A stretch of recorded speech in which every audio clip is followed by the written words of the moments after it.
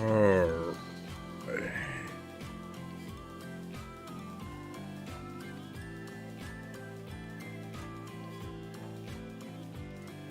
Alright.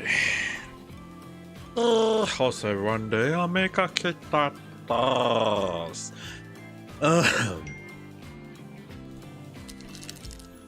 Hello, Nijisanji. Hello, Dan. How's your day? Let me drink some water to calm down first.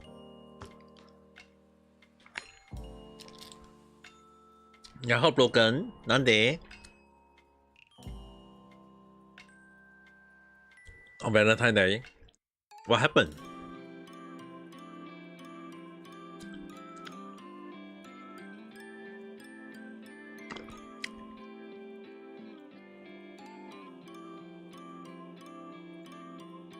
The girl you were talking to, she asked to be just friend. Were you going to ask her out as a girlfriend?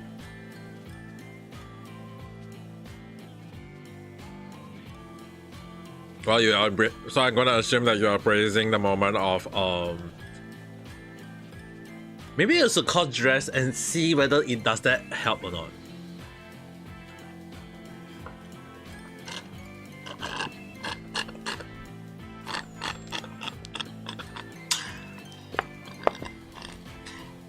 She knows you're a cosplayer.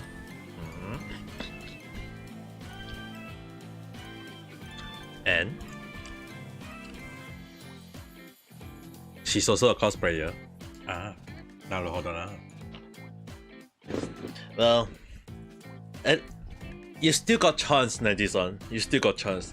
This anime papa already got no idea whether I still got chance or not.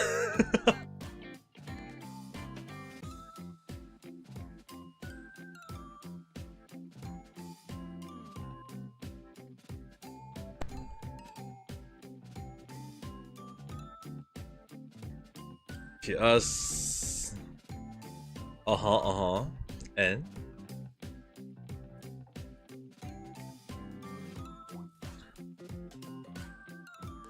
not dating yet. Don't jump the gun first, then.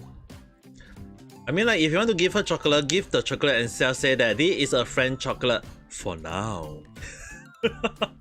Like, just go to the point of saying, like, giving chocolate. I mean, like, for people, right? Even if you give chocolate, if you don't want them to like stick it that you don't want this to be like a lover chocolate, just give it and say that this is a friend chocolate for now. Say along the line, and then it will help you.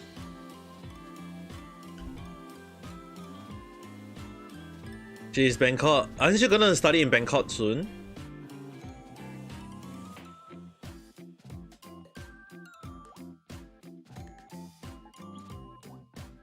In 4 months でしょだからな 4 months more later, try thinking of ways to get close to her then. At least that's one way. Anyway, so I start talking about today's topic. She's still like you. I know. If she still like you, that's a good thing.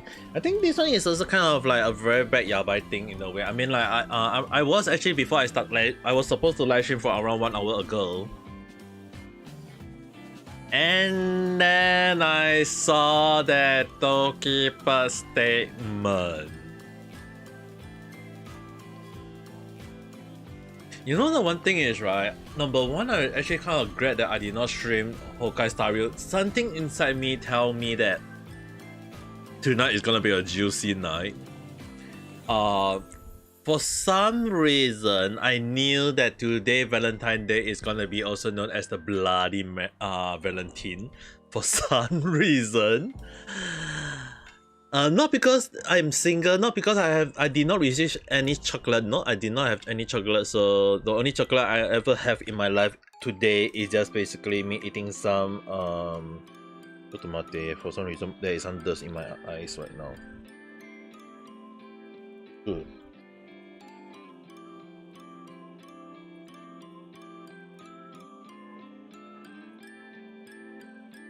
Dude, my eye is hurting.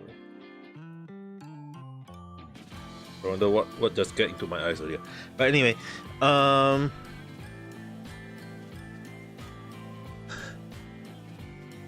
you stay with you respect her decision. Yeah, I mean like if you respect her decision, that's good for you, young lady.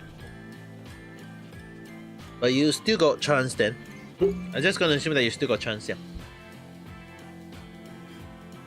I mean like staying for as friends in future, it may grow. I mean like that's how people get their relationship last longer. I mean like it's not like most not all, but some relationship, right? It's not like they start out as lover 100%. Some of them grow during the period though. So I wouldn't say it's actually a bad thing. Yeah, at the same time I also changed my model in YouTube to make it follow my eyes movement. So the eyes grace might seem a little bit iffy from how I look at it, but I'm not sure about you guys though. If you guys find the eyes grace seem a little bit better, a little bit too realistic, then do tell me though. I'm not sure though.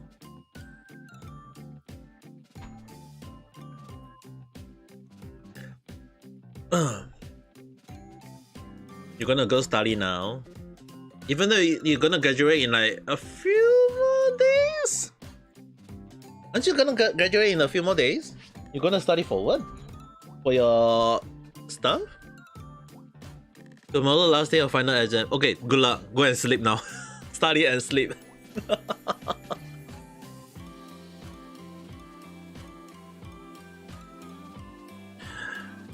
See you. Go and sleep. It's time for me to start talking about Doki Bird now. So, to be honest, I'm still a little bit pissed off. I mean, like it took quite a long while than usual for my day to. I mean, like actually, in case anyone know me, I did saw Andy reply about Nijisanji really dropped the soup along the line.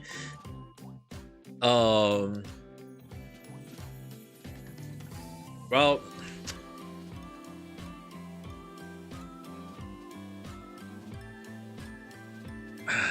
It's really something that I really...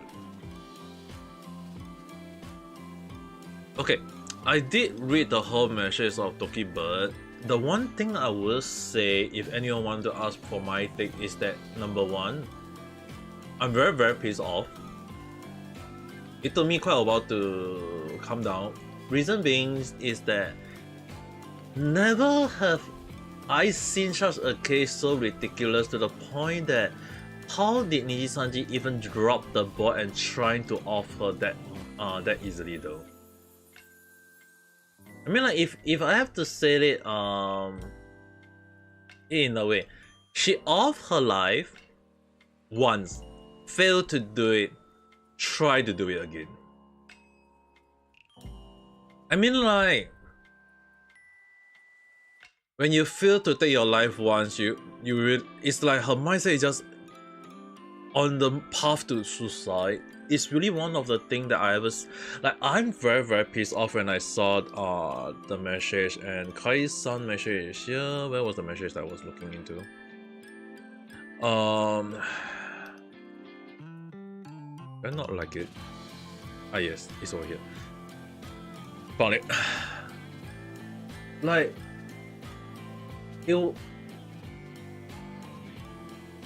the one thing is right, she wanted to close the wound, but Nijisanji decided to just freaking open up the wound.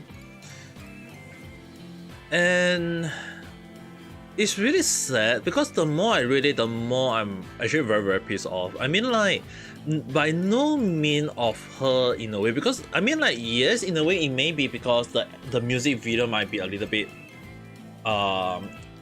strong-headed from all ends, but it's really pissing me off because she wanted to take off her life, and apparently based on Nijisanji's statement, if Celine did take off life, I mean like right now the reason why Nijisanji was kind of like holding on to their statement for quite a while. If I'm gonna give my speculation, right, I'm just thinking that Nijisanji just think along the line that if Selene died, they will be very happy. They will just say, "Oh, Selene passed away. She was such a nice person." And right now, I would just say that I'm really grateful that Selene. I mean, like in a way, let's just say that God have finally kind of like say along the line that is that she should stay alive. She should fight the battle in court legally in a way and let everything move on. Whether will people move on or not, I know a lot of people will go along the line like, yeah, we should all move on, so it's her to respect her decision. But the question we have to ask ourselves, and I mean that I'm not saying it in a way that going against Doki Bird wishes. In all due respect, I feel like Nijisanji really needs some explanation now. And I really think that when this is really a moment when they should. It's not about the point of like they should be shutting up. I mean, like they should have shut up long beforehand. But then again, they open up the old wound, talk about the whole damn issue. And it's really sad to hear that Doki Bird decided to take her life twice. She failed once, she decided to do it again, and it's like, dude, and Richie-san, hello there, how's your day? Oh, your nose bleeding has stopped? The thing is, right now my mind is right. When I read the message of Doki Bird, I'm actually very, very pissed off in, like beforehand I was very, very pissed off.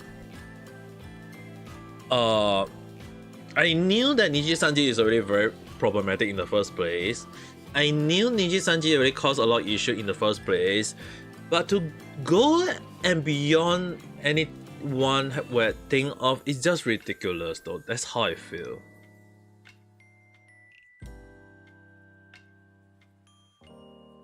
And yeah, I actually did say along the line, I predicted her graduation at first because I thought that it would be the best scenario for all end. And now the statement is, oh, not only does it put a stop to the false story that Nijisanji is telling, but it also stopped hopefully to the bully. But Nijisanji has bullied her and caused the fire, which is the reason why I say this whole situation just became one of the worst thing ever.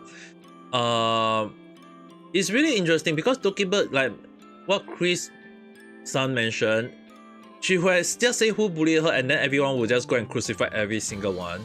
But because she knows full well that being on the end of bully is not a very good thing, so she knows how well not bullying is a good thing. You come at the wrong time and it's alright though. It's just that my mind is right now is very pissed off at Nijisanji though. I mean Richie-san, you know very, very well I'm very angry at Nijisanji like long ago.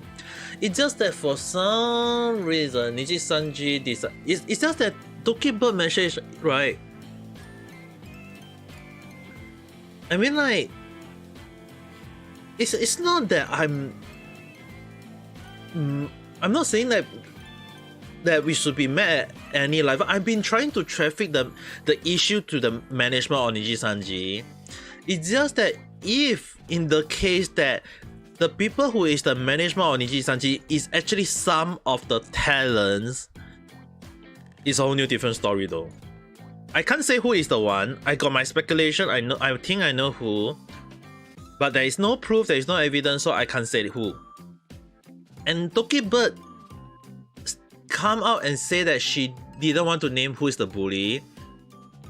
She also knows very well that if she say the bully name, it is gonna be hell for Nijisanji in many ways, and especially the livers.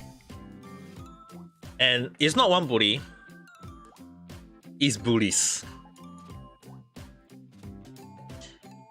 And in a sense, right, this really shows how big-hearted Doki Bird really is.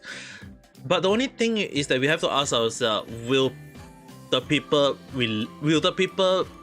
forgive Nijisanji for the mistake? Because right now, right, although I say that Nijisanji should shut up, this is the moment they should actually put up a statement and just outright apologize. The only way for Nijisanji to really redeem their reputation at this point of time is just outright say that they are wrong, they have lies, and apologize. Because of the whole damn thing is right. They say they read the document. The reason why I say that, why I speculated that some of the management might be actually talents themselves, is that the only person who might be able to read all these document that was sent to the legal team, right? The thing is, right, when Selene Tatsuki or Doki Bird, when she said along the line of that the statement is to be shared between the legal team, right? Obviously, the one thing that she might have overlooked is that the legal team on Nijisanji will share this with the management of Nijisanji. And the management of Nijisanji obviously will look into it, and right now they are using that same document to paint Selene Tatsuki as the bad bully and trying to go to the point of putting out false statement about her, and it really pisses me off because right now when people say that the Red are maybe onto something, I would say the Red are right on this case for around a lot of the cases, and who are the bully, I will still not state who. It on my end, I don't have hard evidence to prove it, so it is still technically a speculation. But it really pisses me off so much to the point that I couldn't stream for 1 hour. I mean, like, it's not because I couldn't sit down properly, but it's more towards the point that when I was reading that message around 1 hour ago, I was internally very, like, my blood was like, oh no. I mean, like, it's like I'm really kind of like very sad because I'm spending Valentine's Day alone, you know, guys. I mean, like, Valentine's Day, no one sent me chocolate, okay. And my favorite food is, one of my favorite snack is a chocolate. To be honest, I really want to eat some chocolate right now. Chocolate made me happy. At least at this point of time, it will have made me happy though. But then again, right, it's just that the message that Nijisanji put up is really very, like, I mean, like, the way Doki, I mean, this is a very crafted statement put out by her. She already mentioned along the line that she had planned this statement long ago, and I assume that I mean, I'm gonna assume based on the speculation that she may have put up this statement only additional vetting from the lawyer to understand is there any new information about the later situation that may decided to add on or maybe edit out or whatsoever. I believe that at the start would be around the same situation because it say that so to see all come back and reopen a wound that I was ready to use. Yeah, I think this might be something they put out as. Like, I think Doki kind of put that in. It's really, I mean, like, not once but twice. That I think the not once but twice attempt on her own life is already like enough to cause everyone to be fuming though. But at the same time, I know that some people are trying to handle this like calm down, respect Doki Bird. But what I don't think a lot of people will be thinking about is that way more people will be fuming though. I mean, like, I took freaking 1 hour or so to calm down though. I took freaking 1 hour to calm my nerve.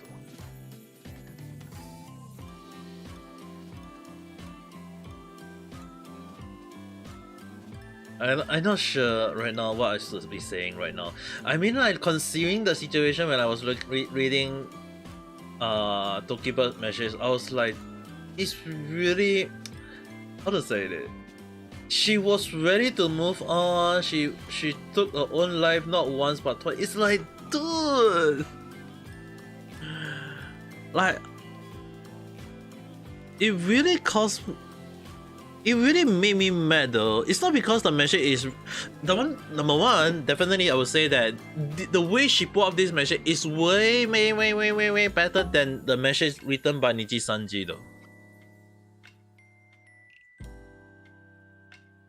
Hello B-san, hello there, how's your day?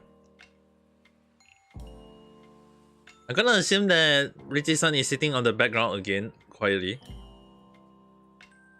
Still shitting blood? Yeah, I did this afternoon.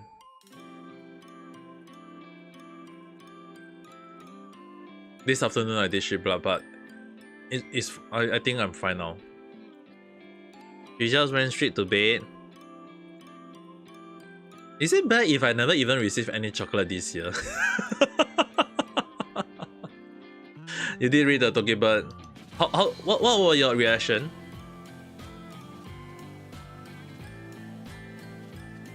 What was your reaction though? I mean, like personally to me, I'm actually very pissed off.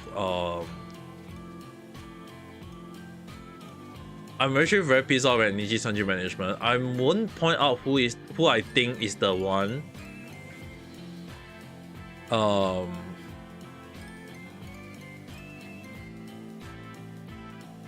But it really pisses me off in many levels. I mean, like, dude, I'm actually very glad that her best friend Mume actually went to at least try to help her up though.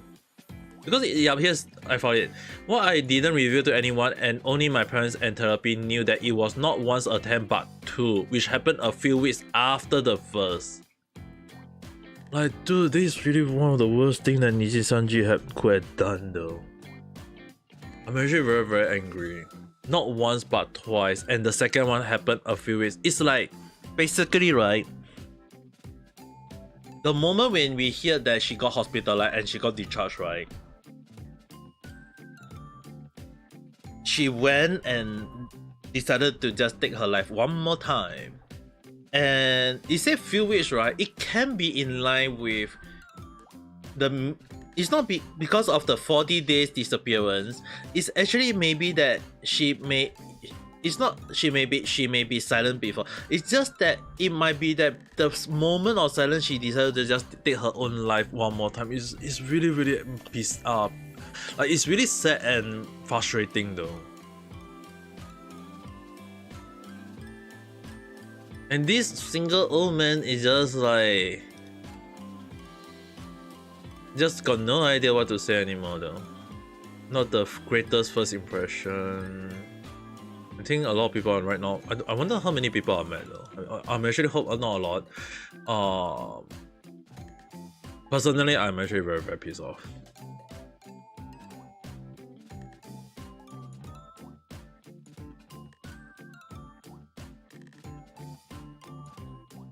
Actually, more like let's check out some of the quote.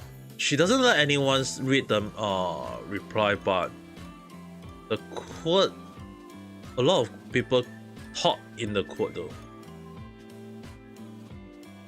Randy is so sad. Nijisanji were ending neutrally. Yeah, I already mentioned that a lot. Doki is still refusing to reveal anything about the other party. I was trying to say, if you were trying to say that you feel disgusted by the company. Yeah. It's one of the worst things that Nijisanji could have done. It is really one of the stupidest things they could have done in the first place. And like I mentioned, why I say that the working environment in Nijisanji is one of the toxic place, right? It's one of the toxier place than the Fukushima water waste that is being released. At least that's how I feel. Releasing them into the water, right, will not only just kill all of us, it will pollute the freaking earth. At least that's how I feel right now. That's how pissed off I am. Never will I talk about someone else into something that way though. When I'm very pissed off, I'm actually really want to use all my angry voice, but it took me 1 hour to calm down. It's like I was internally very mad though.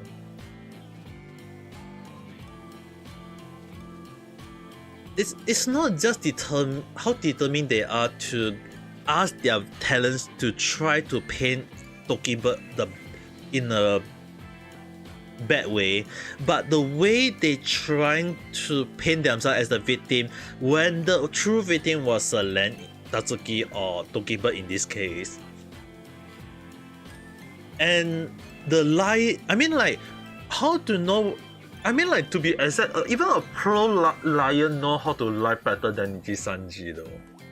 Which is the reason why sometimes you have to hire a freaking PR to do a PR check. There is a reason. They are professional. They are specialists, for goodness sake. Silent didn't name drop. They freaking F it saying themselves. Yeah, that's why I say this is the most stupid thing. I don't know who in their right mind think it's alright to name drop themselves. And I'm not gonna say who. I'm still not gonna say who is the true bully. I know some people go along the line of attacking some of them. I still don't accept that kind of bully. And the thing is, right, I still stand by my word saying that we should still focus on the management. If in the case that some of the talents are part of the management, so be it. They are the management. I really have a speculation on some of the talent might be part of the management. I won't say who, I won't say how, because this is still part of their situation, but it really pisses me off to the maximum earlier at how disgusting this Nijisanji. I mean, like, in this world right now,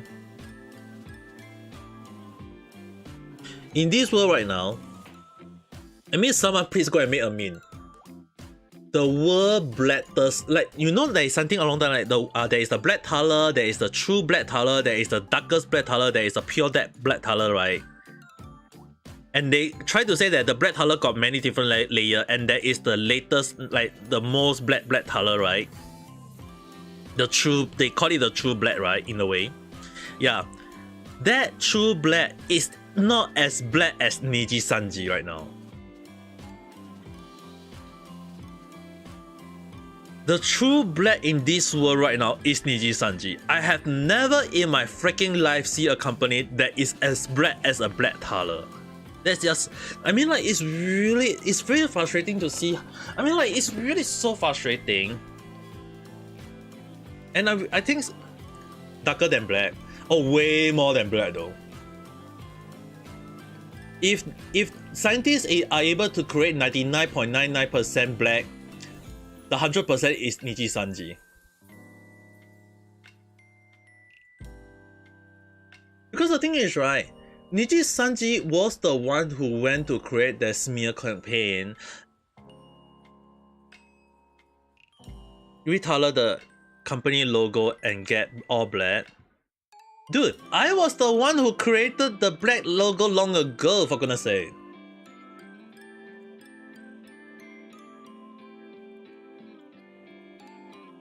But at the same time, I didn't really put it 100% as all black, because the thing is, right, long ago, it happened to the JP side, okay? It happened to the JP side. I will tell you guys what happened on the JP side. On the Japan side once, right, there was quite a lot of Japan Nijisanji creepers. A lot of them actually. And they wanted to spread the love of Nijisanji in the past. So basically what happened was that they creep a lot of those situations. In Japanese they call it the kirinuke, but it's actually in the Western word. It was the Western word for creeping. So it's in the Japanese term was called kirinuke, which is basically cut and take out. It's based off two words: part, cutting the kiri, and nuke, which means to take out. So it's cut and take out. So it's the reason why it's called kirinuke. There is a lot of those YouTubers who did a lot than life where they try to creep that. And what Nijisanji did was they copyright strike every one of them, claiming copyright issue. They don't care whether you are a big name, you're a small name. The big name, they still manage to recover somehow. But they stop doing creeping for Nijisanji. Or some of them end up working for Nijisanji. The small one end up just quitting. It's not just a dumb move. It was done long ago. But Nijisanji did so. But the thing is, right, in the Japanese, right, they when they claim that it's copyright issue, Nijisanji stating as such. So basically, why a lot of people say there is hardly a lot of Nijisanji creeping video at the time was not because it's not because of Nijisanji decided to just copyright for every single one. It's just that if you do creeping of Nijisanji, you're gonna get copyright strike. So it really one of the things that it's more towards that if you don't want to go against Nijisanji, then don't do so. And the reason why I hardly do, I mean, like, I got a few friends who used to be a huge fan of Nijisanji in the past, and they end up just doing creeping for Hololive. The reason was that Hololive in the end decided to just let all the creepers do as what they want to, and that is the reason why you can find easily more Hololive creep than Nijisanji creep. It's not because Nijisanji decided to copyright strike, but it's more towards that they claim they own the IP.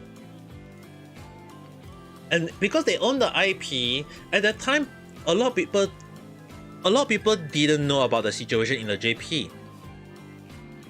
Until the later situation when I think the management decided to just bring the same thing and happen to the EM, which is the reason why Kyo-san, Force-san, a lot of them got a lot of copyright strike. But the thing is, right, what a lot of people is not aware, a lot of the smaller Nijisanji creeper got copyright strike. It doesn't matter whether they belong to the EN branch, they belong to the JP branch, the Korean branch, the Indian branch, the Indonesia branch. The reason why Nijisanji, they still effing don't understand. The freaking hell Nijisanji management still don't understand how marketing works is that the creeper are doing those creeping for free for them. They are doing free marketing for them, but Nijisanji think that because they are modelized, they are earning money and they want the pie for themselves. They want the pie for themselves, which is the reason why they end up hiring creeper for themselves. But the thing is, right, the only good way of spreading more Nijisanji to the whole world is by asking someone else to do so. People literally discovered or learn about VTuber through creepers too. That's the thing. But Nijisanji, they don't think so.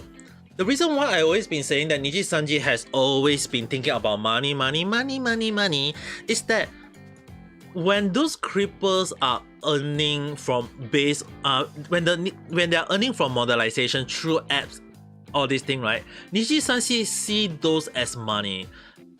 Money they felt should belong to them.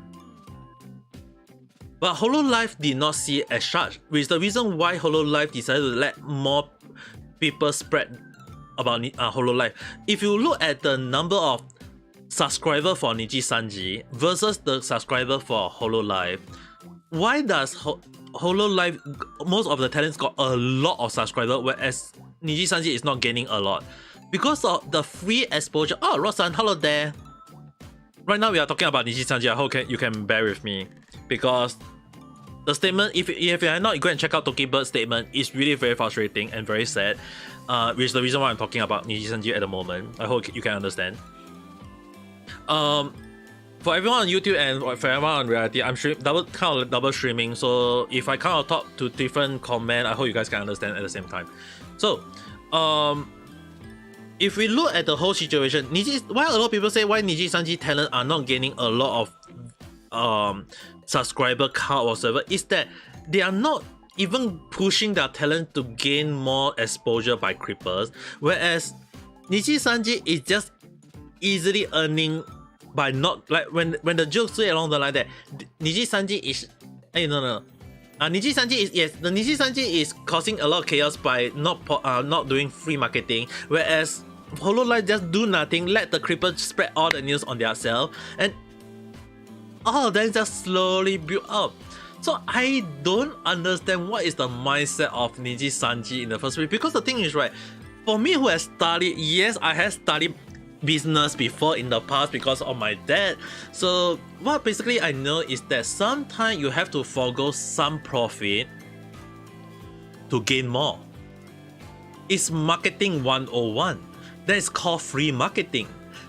So even if you're not earning from those so-called ad revenue, but if you get more people to spread the word of Hololive or Nijisanji or whatsoever for free through those creepers, then you get more free exposure, you get more people to understand who you are, or maybe even if people don't know, you'll come across a creeping and they will come and look at try to find who you are, and whether is it in contest or not contest or out of contest, people will start noticing you. And that happened when the liver introduced their company, when the people go and find their live stream or watch our video, then people will go to the company at the end of the day, and when they look through the company, they will realize other talents, and maybe out of nowhere they find a few more talents they like, and they start supporting those talents. It's just a big win. That's just basically a freaking big win. So I don't understand why Nijisanji is being pitied. Again, I don't know any VTuber that's under Nijisanji that I really like. I think the only one I like, and that's Rosemi, and I'm worried what she's going through cause of this. Nijisanji treat their talents like associate to Nijisanji, not as talent of their company. But yep, I did say that I feel like Nijisanji, right, I've been saying this a lot of time, that Nijisanji have been treating their talents as employees. Hell, some of the employees, I mean, like, if you guys want to know, right, beforehand, some of the JP talents, especially the professor at the time, he has to be the bridge between JP and EN, okay? Feel bad for those who have Oshi or fan of Nijisanji VTuber right now. I feel bad for one of the VTuber in Nijisanji at the moment, because I can't remember what's her name, but I believe her Oshi was both Selene and Pomu. So she joined Nijisanji because of Pomu and Selene. So right now, Nijisanji's situation is really like one got terminated, one graduated. So for me, I really hope that she'll get out. And based on my source, this is just speculation, okay? This is just speculation. I hope. Oh, her name is called Victoria. Then I should need to get you into my collab so that because if I forgot that Roxanne is one of the people who I know very well that can know every single one in Nijisanji. I feel like that's how I feel. Okay, the thing is, right, from what I do know, okay, is that not only do I feel bad for her, number one, not only do I feel bad for her, that this is just speculation. I hope you guys can understand what I'm going to say from now. Take it with a huge pinch of salt. Throw a freaking whole bottle of salt at me if you need to. Yep, it's okay. I also had no headphone too.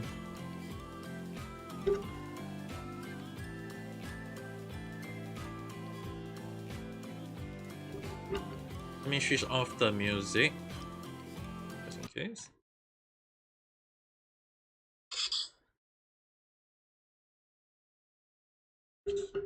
Okay, can you hear me? Yeah, I think everyone can be able to hear you. Actually, you know what? I'm going to do something much better so that it'll be much easier for everyone on YouTube to hear your voice. I got... Oh, sure. Hello. Much easier if I. Loud and clear on this side. I'm actually eating dinner, so. But the one thing I would say that I take it with a huge pinch of salt with what I'm saying. Well, I'm going to search for the table. Based on my source, there is 2 termination that is waiting on.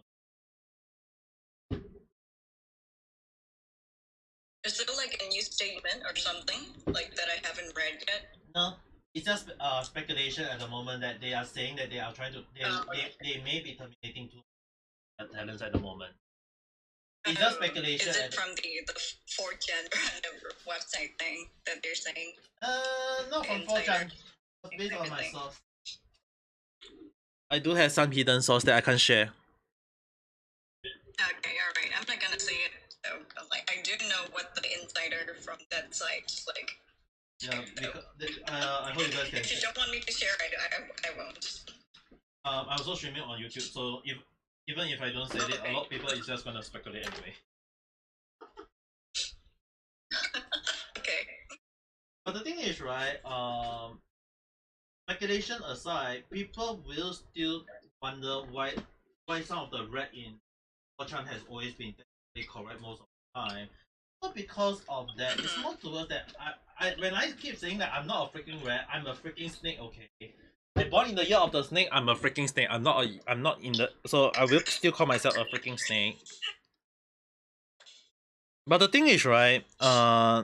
Based on what I do know, is that there is a high chance, but at the same time, like I mentioned, the reason why I've been saying that if Nijisanji really want to save their reputation right now, they should after Kill Kaneko graduation, they should really not get any graduation or termination after that. The reason why I say that was a warning to them. Because I knew what might happen. The termination was already set in place already. Is it really true or not? I'm still not sure. But it's just speculation at the moment, so I might be wrong. Or my source can be wrong. We are hoping it's wrong though. Okay, let me connect this. Give me a moment. I'm showing my food.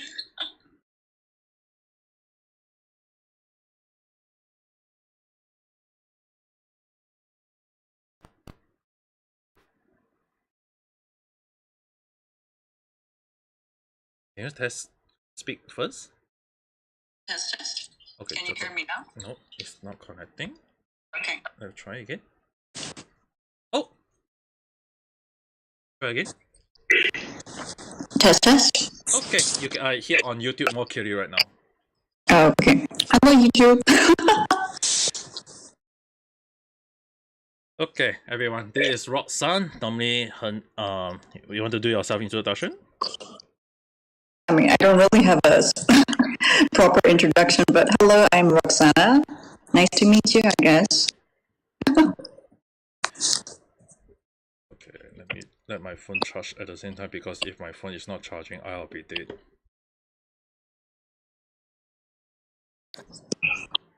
Okay, it's charging. Yeah, the thing is, right, back to topic, and yeah, Rosan do have a very nice voice. Thank you. Yeah, the thing is, right, it's back on topic about Nijisanji situation. It's really out of hand, because personally to me, right, from how I look at the whole situation, it's really very bad PR by Nijisanji. I personally feel like there is no PR in Nijisanji. It's like, if anyone want to know why is there no PR in Nijisanji, I would just say that the management, right, there's only been one management ever since who know how long when, and the management is always the one who take note of the JP side. There is no other branch management. They never hired anyone to do such a thing, and if anyone say that there may be one management or someone like kind of like act as a middleman along the line, what I can say is that it has been technically confirmed that some talent actually took on the role.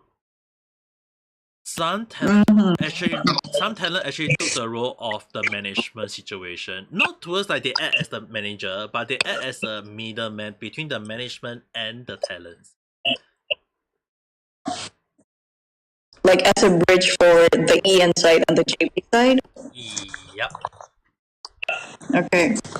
So like what you're speculating that it's one or like more talents from the current active EN livers that are in the management. Yeah, it is a possibility. Which is the reason why I pull up the speculation that some of the talent may be the part of the management in the first place.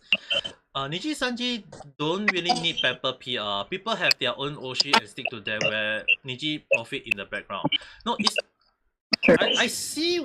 I understand where you're coming from. The reason why you guys have to understand why they don't hire PR or need better PR is that the thing is, right, if they can save every single penny, they will not hire any PR because they will be like, hey, if I got someone that can do something like PR, why would I hire a new PR? I wouldn't need to hire people. I will just save the money that I can that is supposed to be the salary of a person. I keep the money. That's at the end of the day, they just want the money themselves. That's all.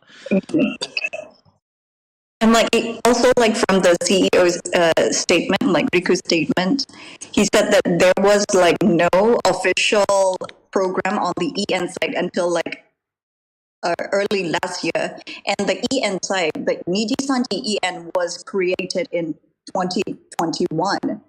It means like they've been active for like what 3 years, and they only started having proper like programs for the EN side until like they didn't have it for like over 2 years.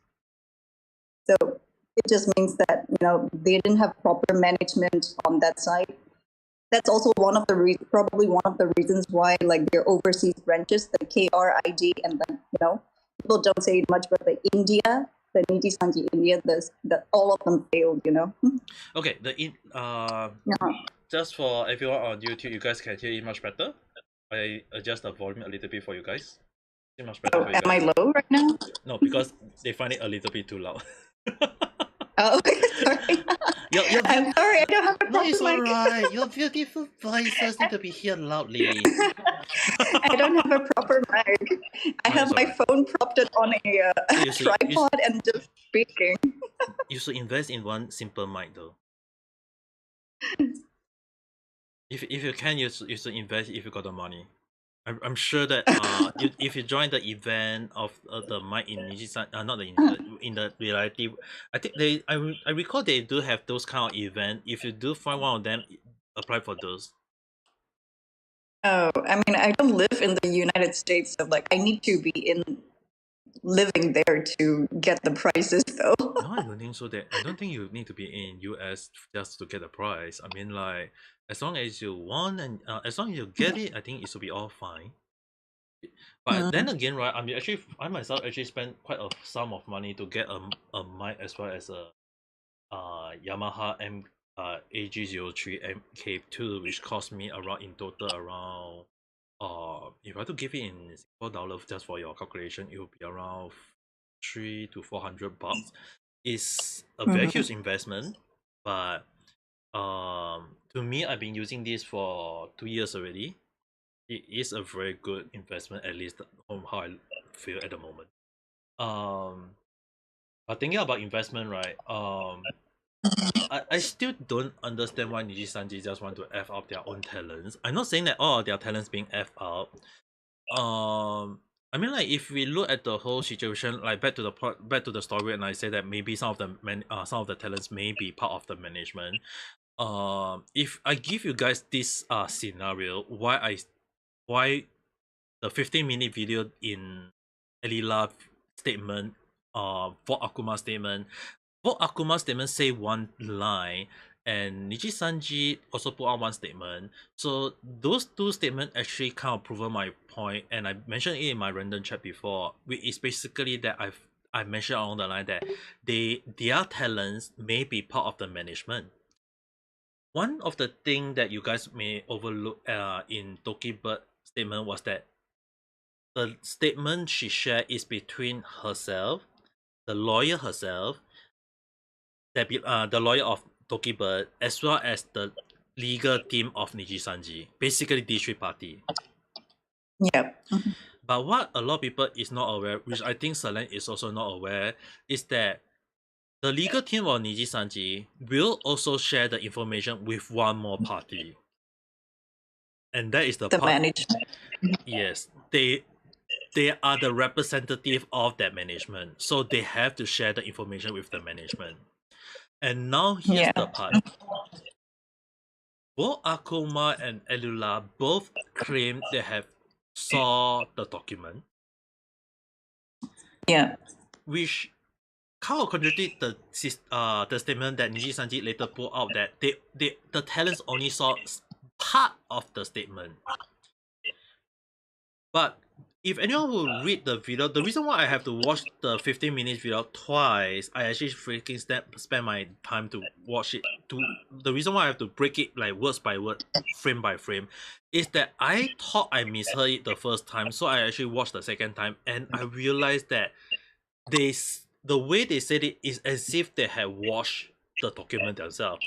But then again, I did drop a benefit of doubt that maybe management tried to paint it that way. So I'm actually kind of doubtful the theory that some of the talent may be part of the management. I'm kind of doubtful on that. I kind of doubtful on that.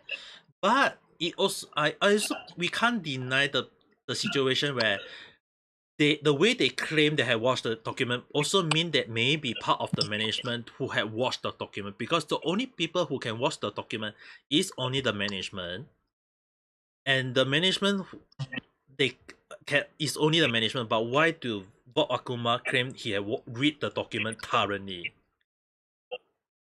Yeah, he did mention in the video that he looked through the document like thoroughly, and like, how did he get his hands on the screenshots with that Selen shared with the managers?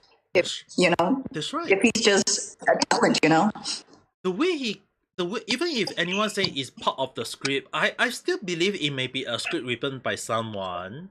It also possibility they have been forced to read the document. There is also I'm giving the benefit of doubt that there is a possibility that Nijisanji situation may be that they docu a fake document and let the talent read. That's still a possibility. But the way Vogt Akuma claimed that he had read the documentary had kind of raised the question, is he actually part of the management? Because a lot of people put up the theory. I mean, a lot of people say a lot of line of that. Some people say that there is favorism within the company, but I doubt there is favorism when they are part of the management. So if you're part of the management, why wouldn't you want to give favorable benefit to your own self? Yeah, and he claimed that nobody is like biased and like there's no favoritism in Nijisanji En. When like Luxium, like the wave that Vox is in, like both Vox and Ike are in, like they got a whole channel for their themselves when none of the waves before them got a separate channel, and like I can't really take his words like I take it as a grain of salt, because like he's not, it's weird coming from him, if it's coming from a different person like Rosami or like I don't know, Petra, or a different member from Nijisanji En, maybe I will like, oh, there is no favoritism in Nijisanji En. But since it's coming from a member of Luxium who got a separate channel, I can't trust his words, Yeah, even I can't trust them, which is the reason why in the first place, when they actually go along the line of saying that there is no favoritism, and that's the reason why I say there is no favoritism. I think it's very true. Maybe the way there is no favoritism when they are part of the management, because the reason why I say that why my theory of they may be part of the management themselves, and there is no EM management in the first place, is that the reason why for that theory actually for me to come out. I'm not sure whether will the rats in anyone will believe my words. I'm just putting up a like I mentioned, it's just a speculation at this point of time. But with the evidence that they are putting out, and I think you guys can kind of like guess that the way I phrase it, right, it does make sense that there is no favoritism, because it's not because there is no favoritism. It's more towards that the talents are the one behind the whole situation. They are the one creating the whole situation themselves. So I think the whole situation start from that end. But on the other hand, it is still weird how can they read the document in the first place. I still kind of give the possibility that maybe there is a true management in Nijisanji for the EM branch, and they kind of give a documents to Nijisanji in the first place to let them see and try to trick them into thinking about Nijisanji in the is the right one, and Selen Tatsuki or Tokiba in this case is the bully along that line. I mean, like, is for me, wherever in Japan, I have seen my fair share of people where company trying to brainwash their talents or brainwash their employees to be very very loyal to their company. Um, so when say that in my previous random chat video that I posted today, I say that if they really really want to save their career, they can still save their career as a VTuber if they can still get a chance to get more people to like them. They if they're afraid that they are being threatened because of the management, that there is a hotline in Japan stating that if you call them, they will rape the company. Because this is actually a true, they are trying to crack down on black company in Japan. So if the employee starts stating out that there is such a thing in Japan and Nijisanji is a true company indicating that it's a black company, and someone step out to Japan government to ask for help, the police will rape that company immediately to justify all the document that is it really a black company. At this point of time, what I can say is that there is quite a lot of people trying to report that Nijisanji is a black company to the government of Japan, but at the point of this time, there is no one in the employee side or the talent side that is voicing their situation to let the government of Japan or the police of Japan know. So that's the reason why there's no action done at the moment. Sorry, just tuning in. Yeah, I'm actually talking about Nijisanji situation at the moment. Just for context, there is a situation that Doki Bird put up that actually kind of like talk along the situation that she's trying to move on, but Nijisanji decided to put a smear campaign against her, and a lot of people, all like 90% of the internet is now against Nijisanji, to the point, I mean, like, I'm not sure whether you guys saw the video. Penguin Z0 or Charlie, Mustafa or the Ordinary Gamer, Edmond Go, the three of them put up their videos bashing Nijisanji. I'm like, to me, I'm just saying, finally. But then again, on the other hand, I'm actually kind of very happy that finally more and more people are looking into this such situation. But I'm actually shocked that Charlie actually put this evil company. What's your thought, guys, including Roxanne?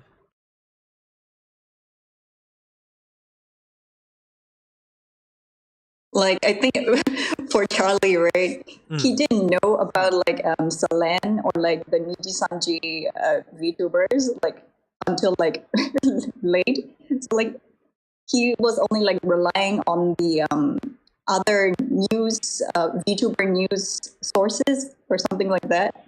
Like the only VTuber he's like familiar with is Iron Mouse. Like that's about it. But like for this, this is like the second video he's made about this Selena and Nijisanji Ian's like current situation. And like for this, for the first one, he didn't know much. But for this one, like he did like a thorough check, like even through like the legal laws of like Canada and all that, because you know Doki Bird is from Canada. Yes. And like he watched the the video that the three Nijisanji and talent survivors also like put out, and like he mentioned how Vox said that they looked through the documents that Salan's Doki Bird's lawyer sent, and he was like, "This is this is illegal. Even if the VTubers themselves can get away with it, the company is gonna get sued. Like their ass is gonna get sued. They won't be able to look over that. No, the lawyer, the court is not gonna look over that." And the funny thing is, right, they also broke the law in Japan, because the thing is, right, what you guys may not be aware, for me, who I stayed in Japan for 6 years, I have to remember a lot of law just to save myself.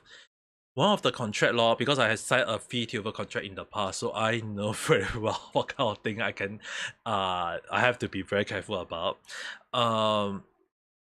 There is one thing, is that the leak of documents or private information to the public or within the company itself, right, is that if the company, not the employee but all the talents that signed the contract, but the company who leaked the information themselves, they broke the law of privacy disclosure.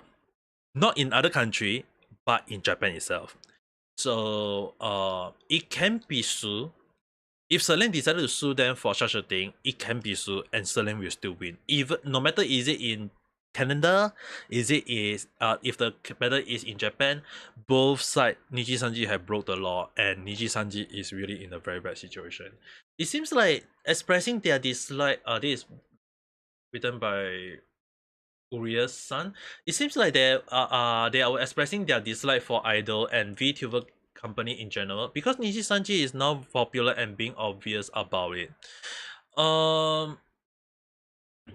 In a way, right, what you guys may not be aware, that the toxic environment within idol culture, which Nijisanji and Hololive are built upon, technically exists in a way.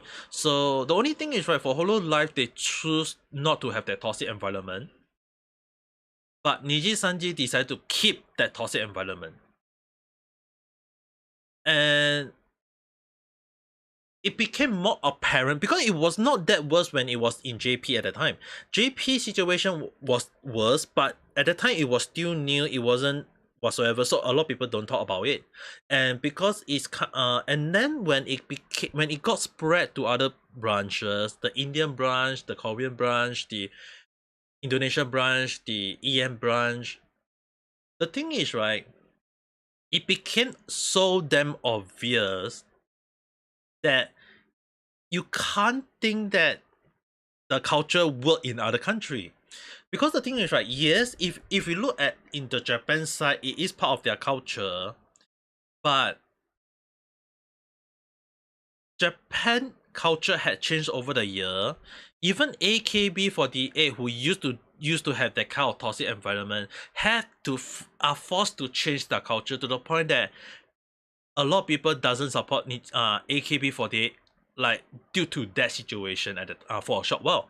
So the thing is, right, Japan are also learning. They are also against Kuro Kaisha or Black Company in this case.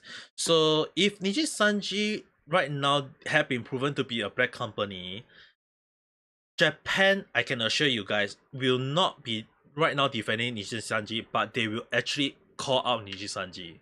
Because in Japan at the moment, although I'm not in Japan, but I have confirmed with one of my friends in Tokyo that majority people in Japan are very, very against Kuro Kaisha. There is still Kuro Kaisha in Japan. It's still a thing. But if they got called out and have been confirmed, they will still be called out. And Nijisanji at the moment is not called out because the Japan side are still not 100% aware of it. And if they start learning about it, Nijisanji will immediately be dead. Not just on the EN side, but the JP side too.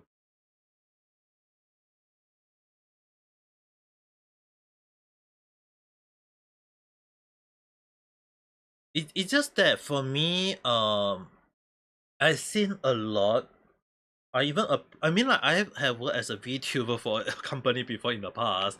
It's just that due to reason and I'm technically a very boring old man. So yeah, I end up being terminated because I couldn't sell. Oh my god. Kimito-san, holiday house today. Hey, I mean, like, it's true though. This is part of the Japan culture. If you don't sell, you're out. Yeah, you type pass by very fast. I would agree on that. I also streaming on YouTube just for you guys to understand on reality. So yeah, I'm actually streaming on both. The one thing is that an advice from Happy birthday. happy birthday, Kimito-san. 22 years old now. I feel That's very very old. young. Oh my goodness, 22. And yeah, time passed by very very fast. I do agree on that. Yeah, the thing is, right? I used when I keep on like saying on the line, I used to be a JP liver. Yeah, I used to just stream in Japanese though. It's just that people. It's just that the first that I try to make myself popular at the time didn't work as I intended.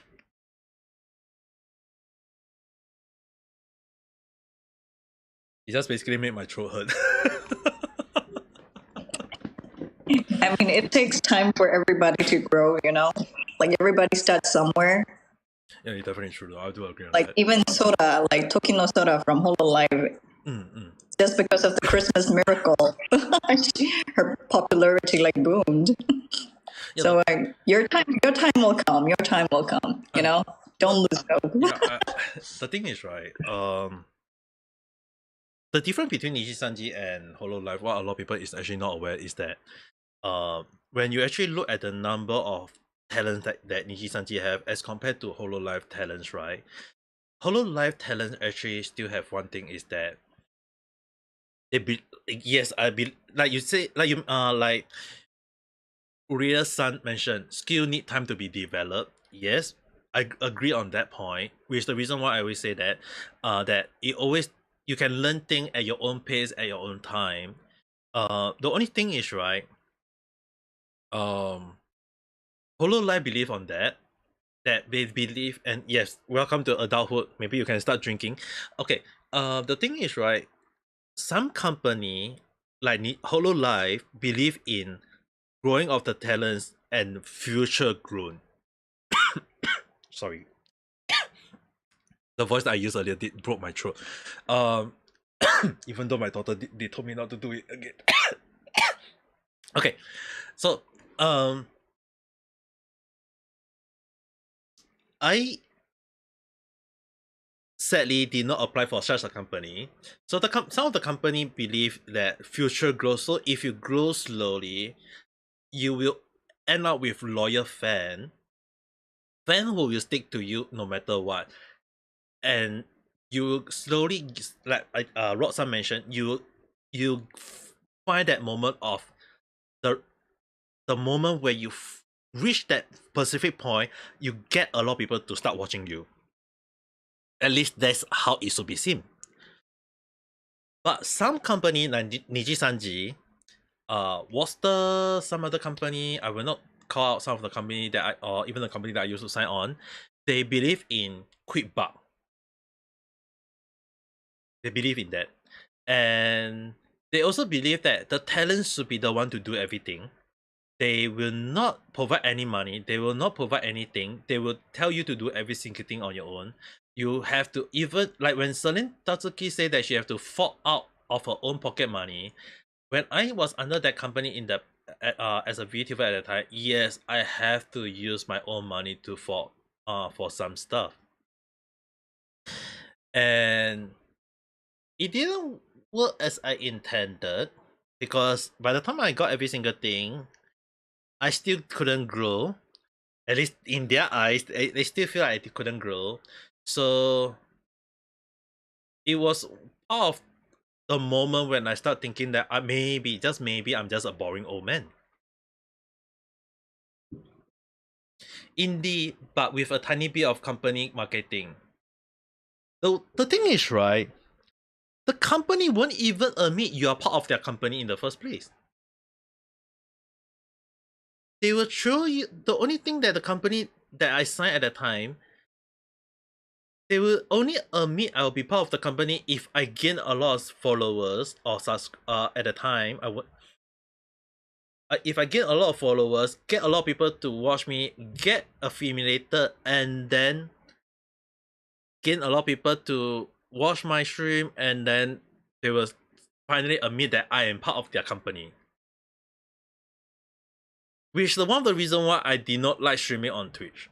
I did not tell anyone I did not tell anyone, I have not told anyone. The reason why I was a JP liver in the past was that I was forced to stream in Twitch before I decided to jump to YouTube because of my hate for Twitch at the time. It's not because I hate Twitch as a full platform, but because there was no marketing. That feel bad word? Oh, you had no idea how bad it was back then. So basically, the contract also stated that they if I do earn any money, they will get a cut of it, which they claim that the money will be used to help develop in future updates, such as a 2D model, which at the time they did not provide me with, amazingly. Future stuff that can help to grow my channel. Amazingly, I did not earn any single thing, and they don't even bother to provide me with any support, as well as to gain new talents if possible. Amazingly, that company went down.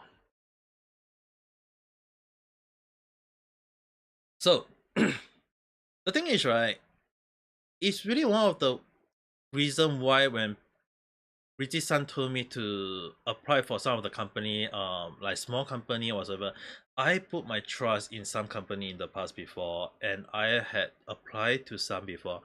I even can tell you guys, I was one offer. I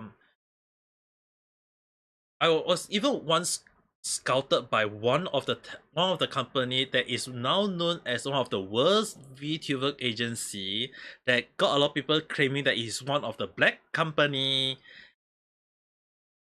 And yeah, I don't really want to name the company anymore. It's just really something that I want to forget. But the thing is, right, the company at the time wanted to say that we want to have a JP level who can also speak English. And I'm like, okay. So I apply. Then they kind of like say that we'll talk further into 2D artists, the law, the voice whatever along the line. They want me to speak in JP, so I'll be like, "Hi, わかりました。何の声のその声での Do you want me to speak like this?"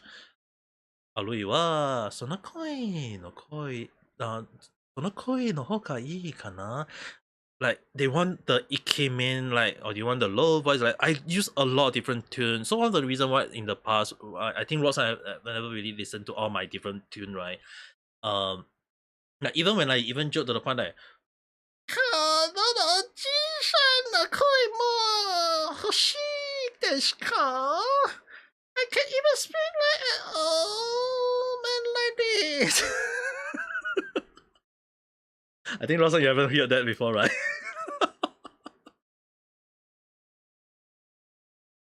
So yeah, yeah, I have different tune, I have different voice, so even when I can speak like this, it doesn't mean that whether I can speak like this all the time. It's just that whether they look into it. So yeah, it's actually more towards the point that I try out different tune, give different voice, and we even almost got the contract ready until they ghosted me. Until they ghosted me. Wait, you got until like the interview stage or something? I got yes. Oh, okay. So there's still hope. But Keep trying. no, it happened in the interview of that company. And that company, if I have to really say which company, Uh-huh. it was Worcester. Oh, okay. All right. It was Worcester. So yeah, it's a, I guess it's a good thing that I'm not part of that. um yeah, this is really one of the things that sometimes when people ask me like, is it sound difficult? Yep. I have been scolded by my daughter once for using the tune earlier. I mean, like, if you guys hear me coughing, right? Yeah, I have. You guys have to imagine that I used that tune for 2-3 hours. Okay. Like, imagine if I speak like this for 2-3 hours. Oh, my voice kinda hurt. Okay, I have to stop because it's starting to hurt my voice. And tell me when to start. Hello there, how's your day? Yeah, the thing is, right. Like, if you guys remember, like, Suisen of Hololive, Marin of Hololive, Pekora of Hololive, like, they hardly used their so-called their first debut voice even till now, right? And some of them, especially like Mani-san and Suisen-san, they had went for surgery before in the past for in regards to their voice box, right? I almost got that. I almost got myself into that situation. I was pretty lucky that my voice still fine. Just that I lost the ability to do some other voice. Um, it's just that I can still do those voice, except for only like a few seconds only. It's just that it's not difficult for me in the past. It's more towards that it will cause my voice to break and yell. How's your day? So the thing is, right? Normally when I speak, like, for a short while, I did try to stream, like, the when I first started up as a JP liver. I thought that the only way to get more people to watch me is not about using a K-main voice. I did use a K-main voice once in a while, like ASMR along the line. But then again, if you want to attract a lot of viewers at the time, the best way to go is by using weird voices. And at that time, I did cater quite a lot of Japanese viewers because to them it's like, number one, I couldn't let them know that I'm a foreigner. Sadly, I cannot let them know I'm a foreigner. So the only thing is, right, anyone who speak Japanese will instantly understand that I'm a foreigner, because if I speak in normal Japanese, they will immediately know that my accent is out. Even if I'm using the Kyoto accent, it is instantly out. So the only way for me to survive was using weird accent, speak in the most funny way. So that got a lot of people to watch my channel. A lot of people start kind of liking the way I stream along that line, and at the same time, it was also the moment when I was still technically when I started a little bit on testing how to be a streamer. Uh, I'm still using a very tune deaf voice at the time, but I decided to use weird voices to make it interesting in a way. Mind you guys, this is also long before I get myself known as Amika Kita. I don't think Nijisanji and the others know about it. I never really told them about the whole full story. When I say that I was a JP liver, it was a JP liver quick, and then end up being part of another JP liver, and then midway apply for another company, end up I'm not getting ghosted, and then decided to become an EN VTuber. So yeah, the history of Amika Kita. Very messed up. I feel like a lot of things that happened to me over the period of 4 years, um, even if I have to count 3 years as a I'm reaching almost my 3 years as a VTuber. I have to consider that Amika Kita for this blue hair casual VTuber. I debuted almost for nearing 3 years already, but beforehand, if I have to count long ago, yeah, I think I did way longer than that. It's just that at that time my voice is like, konnichiwa na, その声、聞くときは Doshimashoka. Which is the reason why in the end I have to use weird voices. It's just that voice earlier I did say along the line is that some of them mistaken that as ASMR.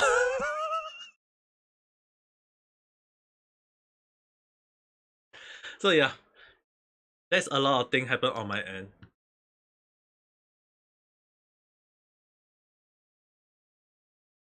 Notification. But yeah, but enough on my story. I sometimes when I speak about my own story, I feel like it's very, very sad at time though.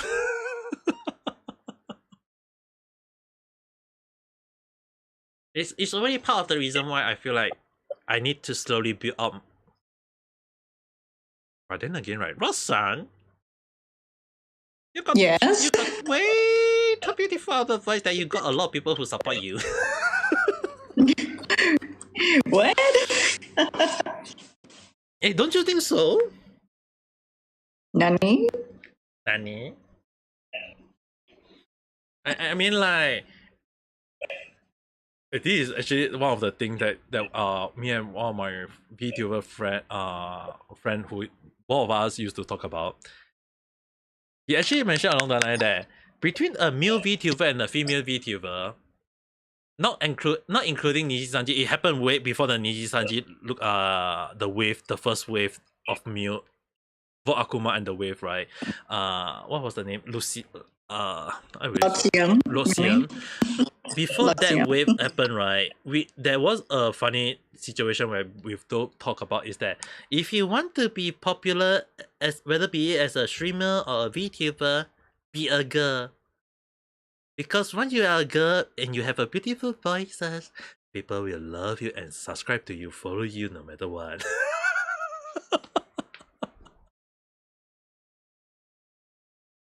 I mean, before Luxium, like the E inside even, like there was Holostars like Gen 3, like Kaoru from Holostars, if you guys didn't know.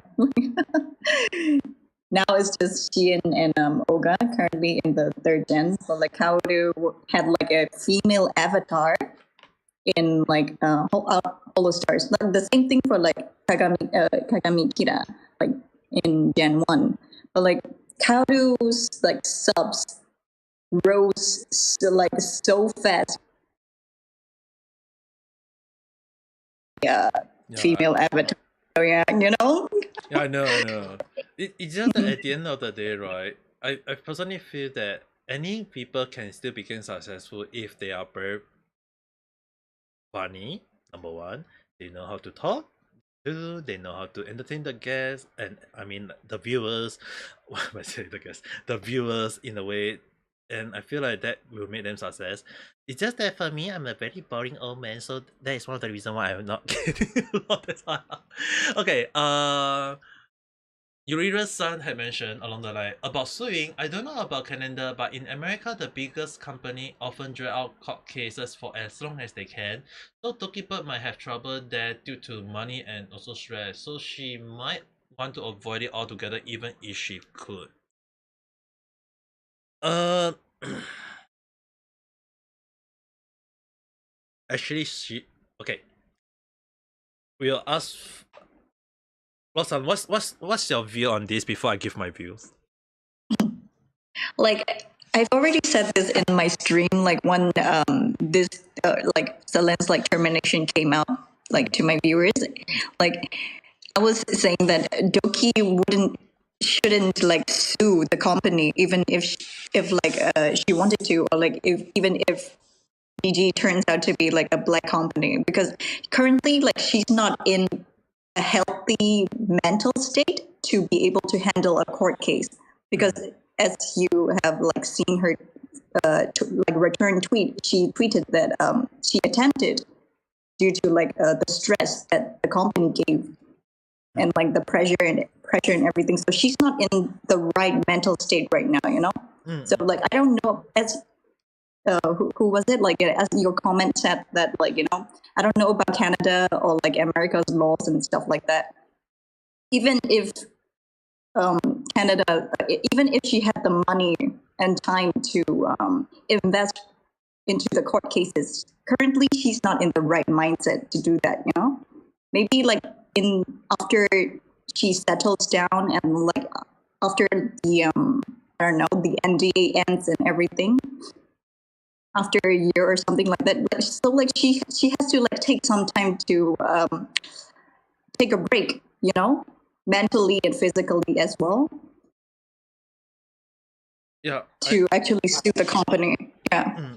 I do personally agree with that. If you're not in the right mental state, you could say things you're not supposed to in court. So it's like not safe for her. Yeah, I do agree on that 100%, because the reason why I say that, right, is that Celine had been in a very broken mental stage, and court case is very very mentally draining. It's not just, it's similar to how streaming is as a whole, because if you can't overtake about the stress of streaming, about it's about a lot of things, like the work you have to put into streaming, the number of ways to get more people to support you, the way to not get people to hate you. But even if there is people who hate you, how are you going to go against them? How are you going to make them either turn into your allies or make them just shout along the line? There is a lot of things that can cause you to be very very mentally tired.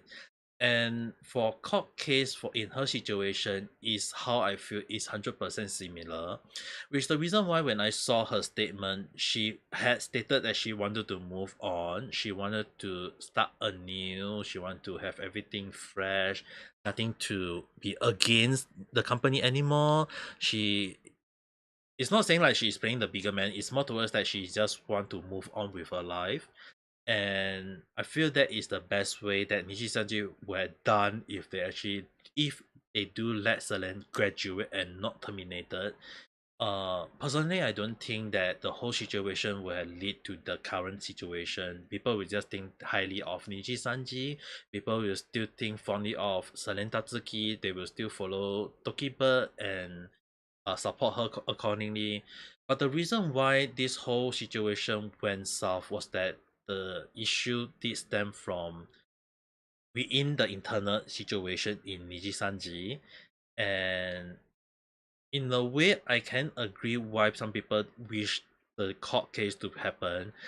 At this point of time, yes, there is. I mean, like there are people talking along the line that there are lawyers using it as a case study. There are people using this as a company case study along the line. I have seen a lot of those video myself.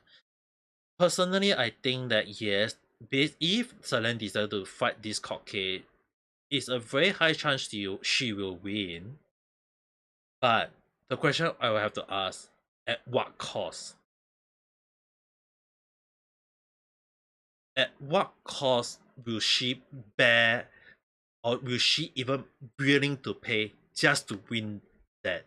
If I tell you guys that if she have to sacrifice her mental state in order to win the battle, I would have preferred to just her walk away, let Nijisanji implode and be done with it.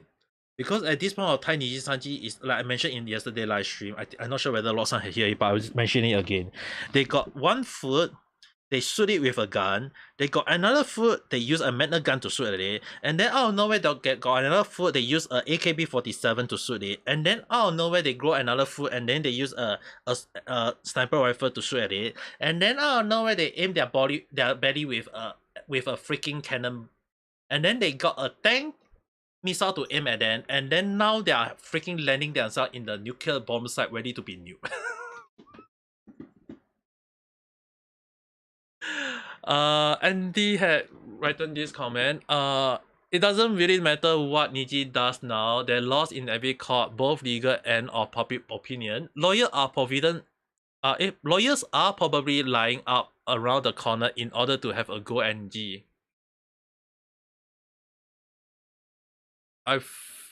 Will say one thing is that if in the case that some past employees of Nijisanji some past employee of Nijisanji, if they decide to stand up and pinpoint a Nijisanji situation, I think it will 100% bring down Nijisanji to the ground. At least that's how I feel. Who are they? I think we all know who. But if they decide to keep quiet, except for one at the moment seems to be very, very vocal. If most of them are willing to keep quiet, I think at this point of time, Nijisanji still got a chance to be assisting. I did say that Nijisanji is still will be assisting for now. But if some talents, like I will just say, very few graduation people decide to speak out against Nijisanji, I think Nijisanji will not need to have a battle to lose. They will immediately fall on the day itself. But what do you think, Roxanne? Sorry, I was eating. No, it's I okay. wasn't listening to all of it. You need me to repeat? Mm-hmm. So basically, Like just the gist of it. okay, I'm just gonna repeat again. It's just basically I feel that if Nijisanji really want to, like, if the battle do happen, and if some of the Oh, past you mean about the past employees? yes, Past employees past stepping employee in? or past member decide to stand out and talk against about Nijisanji, then maybe they will don't need to You fight a know, but battle. the thing is, like the past employees are most probably like 90 something percent of the past employees are probably Japanese. And like from what I've seen from the public opinion of the JP side, they don't know how serious this current like situation is. I've seen like comments under like the both the videos like both videos like Alira and the CEOs like videos. There's so many supportive comments of from the JP side. Like they don't know how serious this is. They're still siding with the company because it's like Japan like what do I say woke culture in like Japan or something like that. I would say the situation on I think this is normal. Like No, how Selen was treated in like the termination notice. They were just saying that like this is just normal like normal how normal people get terminated from a Japanese company. So they think it's just just another Tuesday or whatever. You're just brushing it off. The thing is, right, for the JP side, there is actually 3 different views. Number one view, I think I will share with you guys. Number one view is that they don't care. I have to say it out loud. There is one part of people they don't care. So most of the Japanese people really have the mentality of they don't care as long as it doesn't affect their oshi, they don't care. The second group of people who support Nijisanji will actually more towards the point that because Nijisanji in the Japanese statement paint that Selen is the bully. Whereas in the EN statement, they paint that Selen had stated that is a bully. It's 2 different things. I have read the Japanese, I understand Japanese, so a lot of people trying to pull up the translation.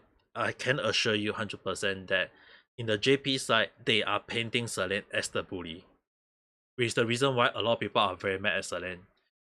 And then there is the third group of people who is just feel that we are basically they are the cult followers. I'll just put it that way. They are just the cult followers. They just listen whatever Nijisanji just told them. So I mean, most of the management. I mean, you already speculated that the talents are probably somehow related, like associated with the management team or whatever. But I'm guessing, like, since Nijisanji is at the end of the day still a Japanese company, like in Japan, yes. most of the management employees, the employees there are probably like ESL, Japanese that learned English. So there was like a there could have been like a mistranslation that put the EN side into like a rage. Yeah, it's likely that So the reason why I say that Yeah. it's really a cult follower for Nijisanji, they are really seriously a cult following. If you talk badly about Nijisanji, even for one word, they will immediately bash you with a lot of stuff, and they'll try to brainwash you into be part of them. The right hand, okay. Andy say along the line, GP is siding with the company because they don't know the shit that EM Brand is doing. Oh, they are aware for some of them. Just that the story for the EN side is slowly being spread. Some of the Japanese people are slowly aware. Like I mentioned, the group of people who read the Japan statement was that they paint Selene as the bully. They are now aware that Selene is not the bully. They realize that Nijisanji is lying, so they are now slowly turning against the company. Just not all of them yet. Just to let you guys know. That is just stupid. You're pretty sure that the Hololive EN hire EN manager for their EN branch. There is EN management in Nijisanji, just that the EN management is their talents. Is what the speculation go. They don't hire a manager. If you guys go to Nijisanji hiring, they are hiring manager. They have been hiring manager for a long while. I even tried applying. Well, I stay in Japan. I did try applying. The one thing is Wait, for that Niji? any tailor, For any college management?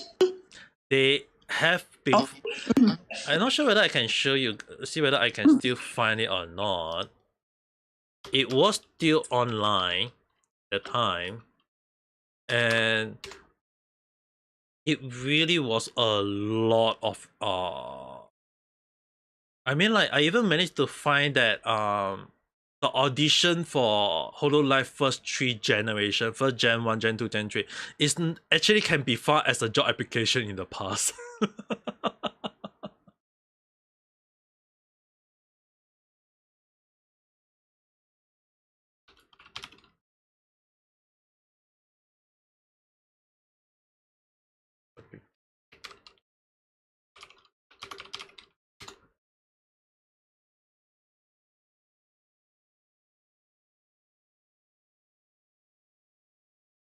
Okay, found it. I will put it on YouTube for you guys to share, so you guys can see it. It's all in Japanese, so I hope you guys can understand. See this thing. That any tailors. That word is called talents manager. And here is oversea planners.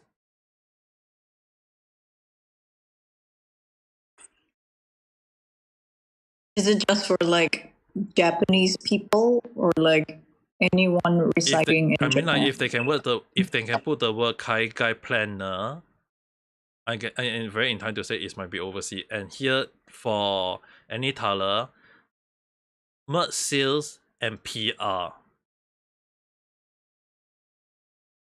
Meaning to say that they were trying to hire a PR. Trying to, so they didn't succeed in hiring one. They fail. I see.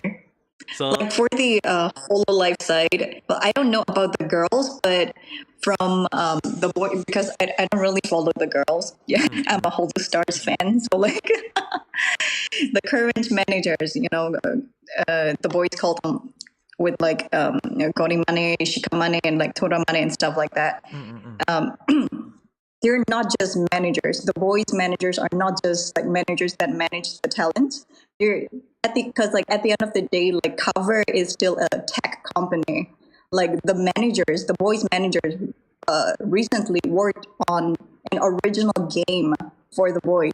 Like they were like the directors, and like they did the coding and stuff like that. So they're like for Cover side, they're not not just managing the talents. They're doing all that stuff, just like IT stuff, Yeah. So to be Actually, we have to give. Remember, I you mean, need to be like, well versed in IT. Yeah, I feel like we are like for the Holo Life side, right? When there is the A-chan, we have to give like a lot of credit to A-chan for a lot of what she had put into making Holo Life a thing. She is really one of the multi-talent that I feel like a lot of people is like later on only realize how good she is. And it's really proved to the point that because Hololive did that, Nijisanji. Okay, I will tell you guys one funny joke. It's a very funny fact. Is that Nijisanji, although created before Hololive,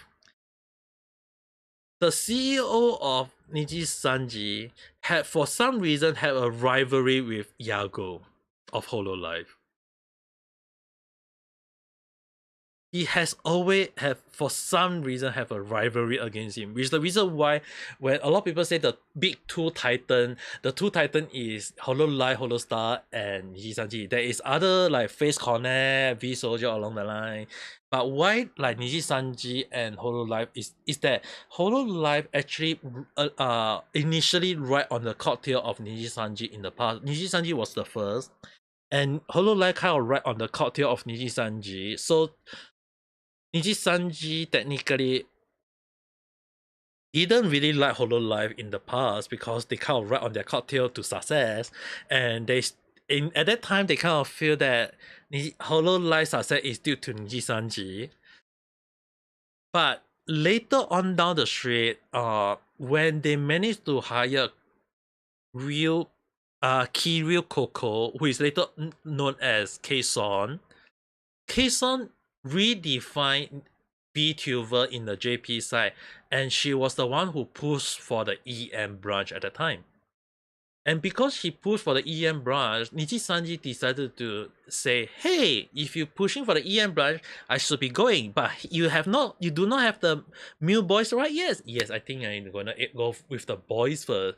Which is the reason why when Lucius come out, they got a huge hit because Nijisanji at the Nijisanji don't have a English EM branch a proper EM branch at the time, and it wasn't like VTuber was still technically growing. It's still technically a new product at the time, and the reason why Hololive Holostar did not push for an English branch at the time, which I will explain in a while later. It had been confirmed by Holostar themselves, some of the older members, was that there was a market for male VTubers, EM male VTubers at the time, and because Hololive decided not to go with that, Nijisanji see it as an opportunity and go with it, and it became a huge success.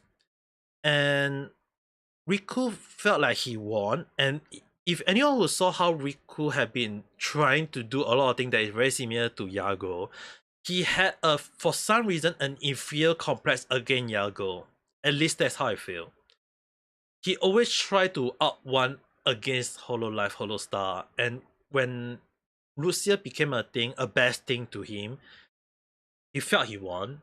But at the same time, when the success of Hololive became much more better, the inferior complex start kicking in, and that's kind of lead to kind of what happened now. Now to explain about the Holostar situation, I think Roxanne, I'm not sure whether you're aware of this story. The reason why Holostar did not push for the EM branch at the time, as well as that why do the Holostar had a very slow new wave each time, is that the older generation of not the Nijisanji, I really hate Nijisanji to the point that Nijisanji is living rent free in my head right now. Okay, forget everything. Hello there, how's your day? We are talking about Nijisanji and Hololive at the moment. So basically, Holostar at the time, some of the older members they don't feel comfortable gaining new members. They're afraid that because at the time they are not popular as like how Hololive is. But Hololive became much more popular. It was due to Kyokoko as well as the EN Holo myth. The fifth generation is Lemmy, Botan, Nene and Poluka, they kind of got a little bit hit in between because they lost Aloy at the time, as well as that they only debuted just a few weeks before Holomin. So they got a little bit of situation on their end, but they did not give up, which is why they are became successful. And it's the perseverance and the company not giving up on them that make them success. And Holomin actually helped in that sense by bringing more eyes to the Japanese side. Is because when the EN branch got into the Western side, people start looking into Holo Life, and when people look into Holo Life, they will look at the whole talents, and people start noticing other talents, including Botan, Lemmy, Nene, and Poluka, and people start noticing all other talents. So in a way, when you bring out the EM branch, it became a thing, and that bring more eyes, which is the reason why a lot of people find it that JP became much more successful on that end. But the boys of Holo Star at the time did not see that as so. If they feel that if they bring in new EM boys or new other thing, they're afraid that they may either number one, get overshadowed, or two, they may end up graduating.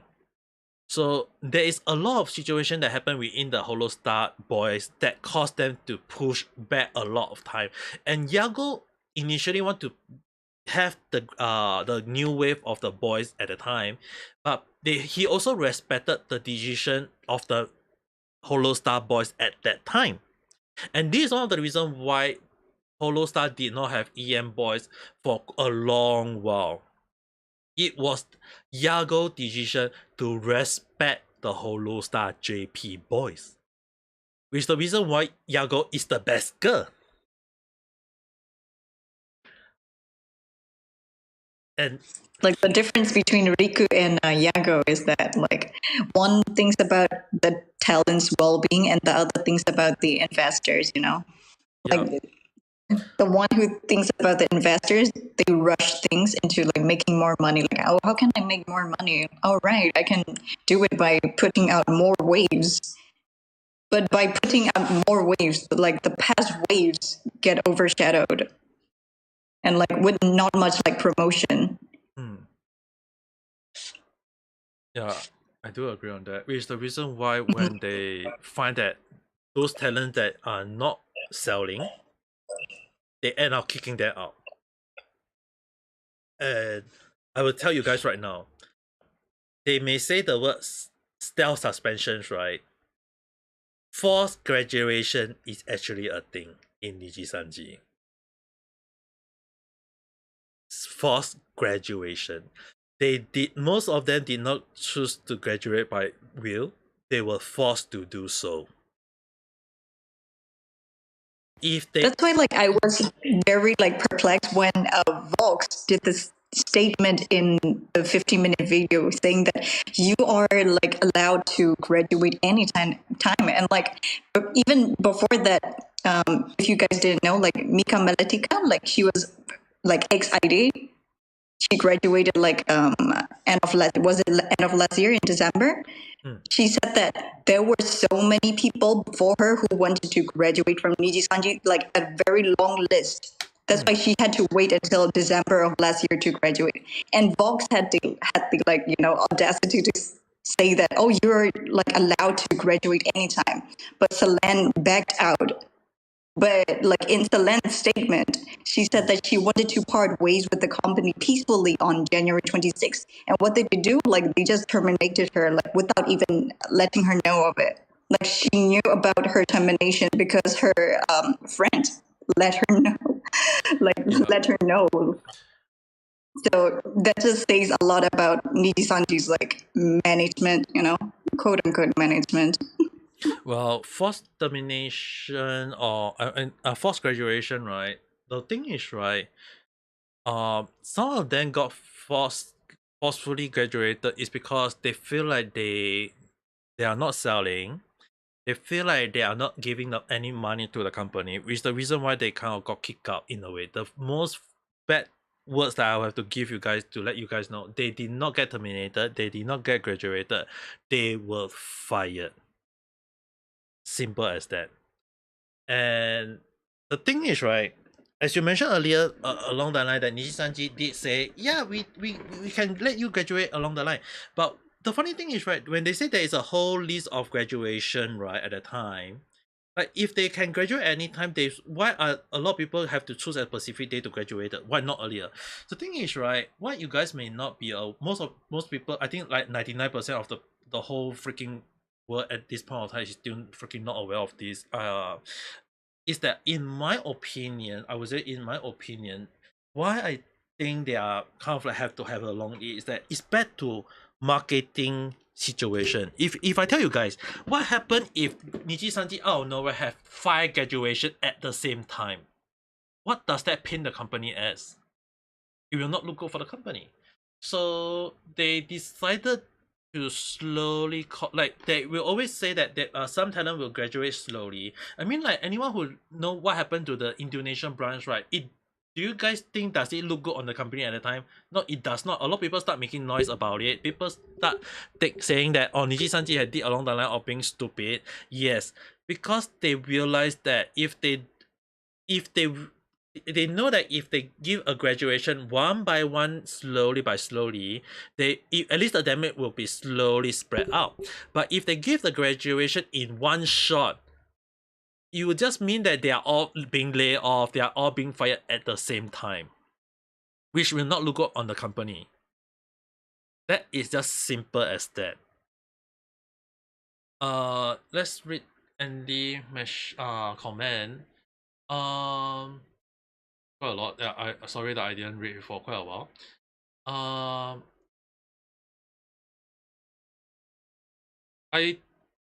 Earlier I talked about how there are resources in Japan that people can use if their job is mistreating them. The question you have is how many people actually know about those resources exist? I mean, like if bread company are a big problem, how many people know of the resources in order to report such a company? Number one, the resources is actually a thing. It's just that the government although they try to put up the hotline a lot of time, not a lot of people is aware of it.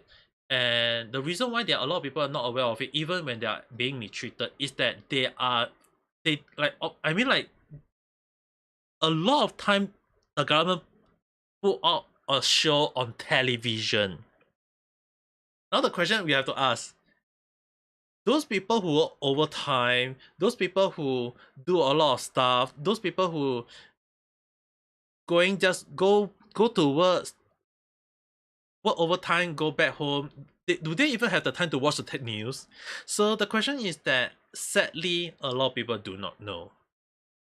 Even to the point that the reason why the bread company had become a huge thing was that if anyone who search about bread company, the reason why it became a huge thing in Japan, why a lot of people in Japan is now against bread company or Kuro Kaisha, was because of a 26-year-old young lady who took a life due to overwork.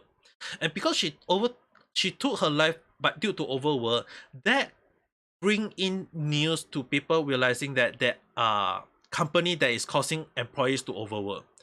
But the thing is, right, overwork wasn't not because due to bad company, but a lot of company had the same situation. A lot of Japanese people are forced to overwork.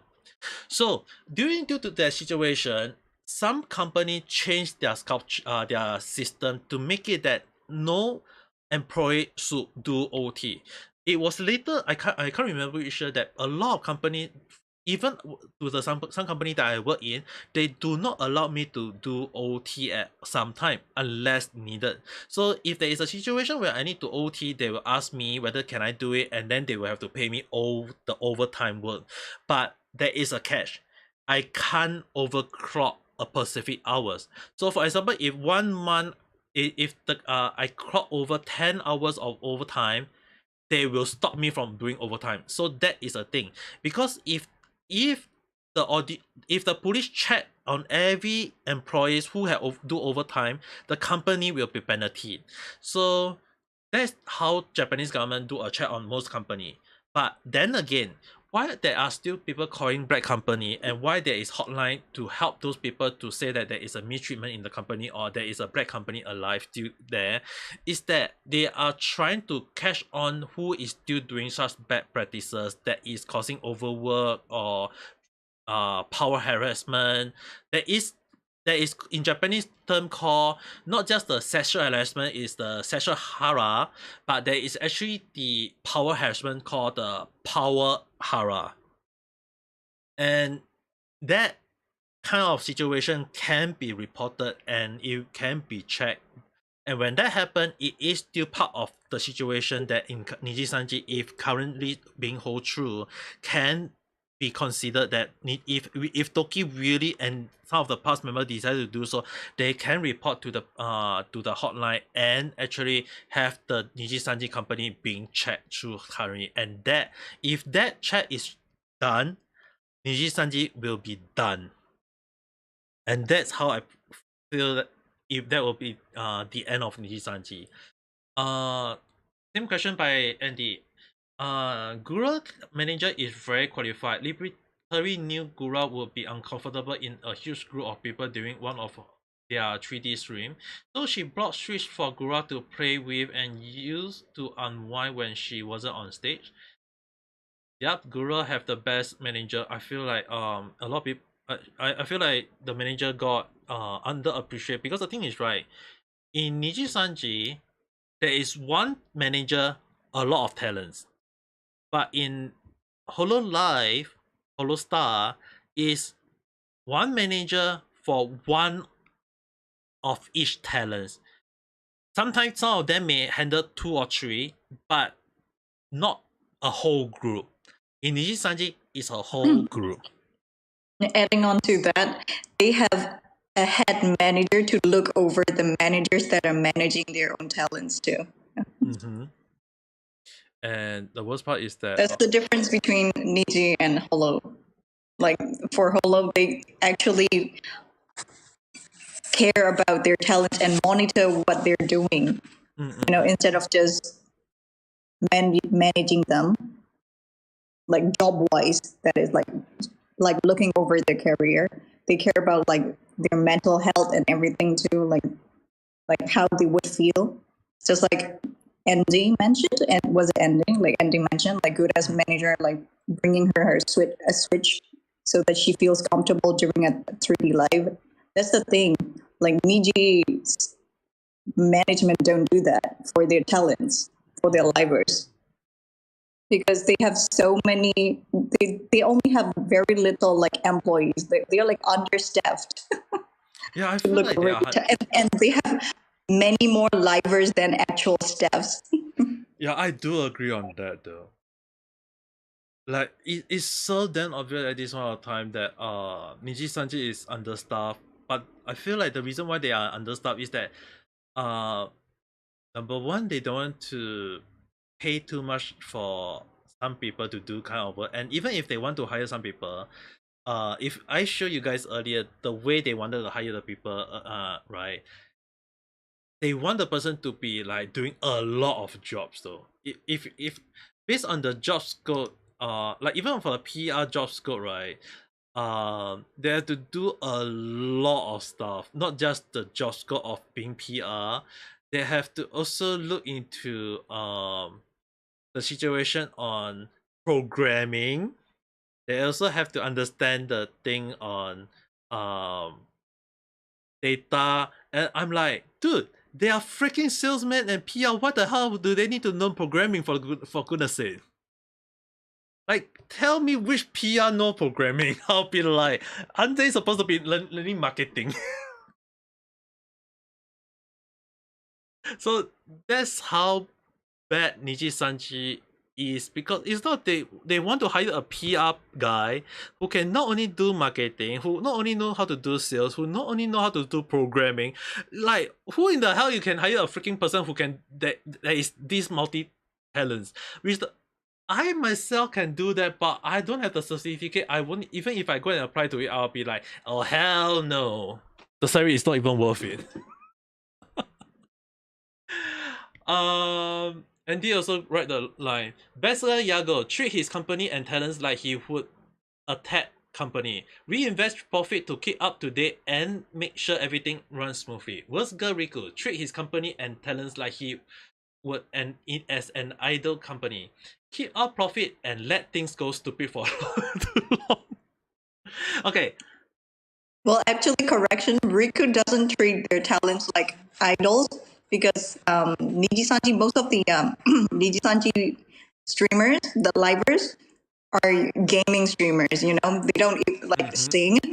They don't focus on singing. Like Hololive production focuses on the idol culture. That's why Holostars are like getting so much hate because idol culture in Japan, you know, the male side, they're not as popular, and that's how like Holostars is like very small compared to the female side that is.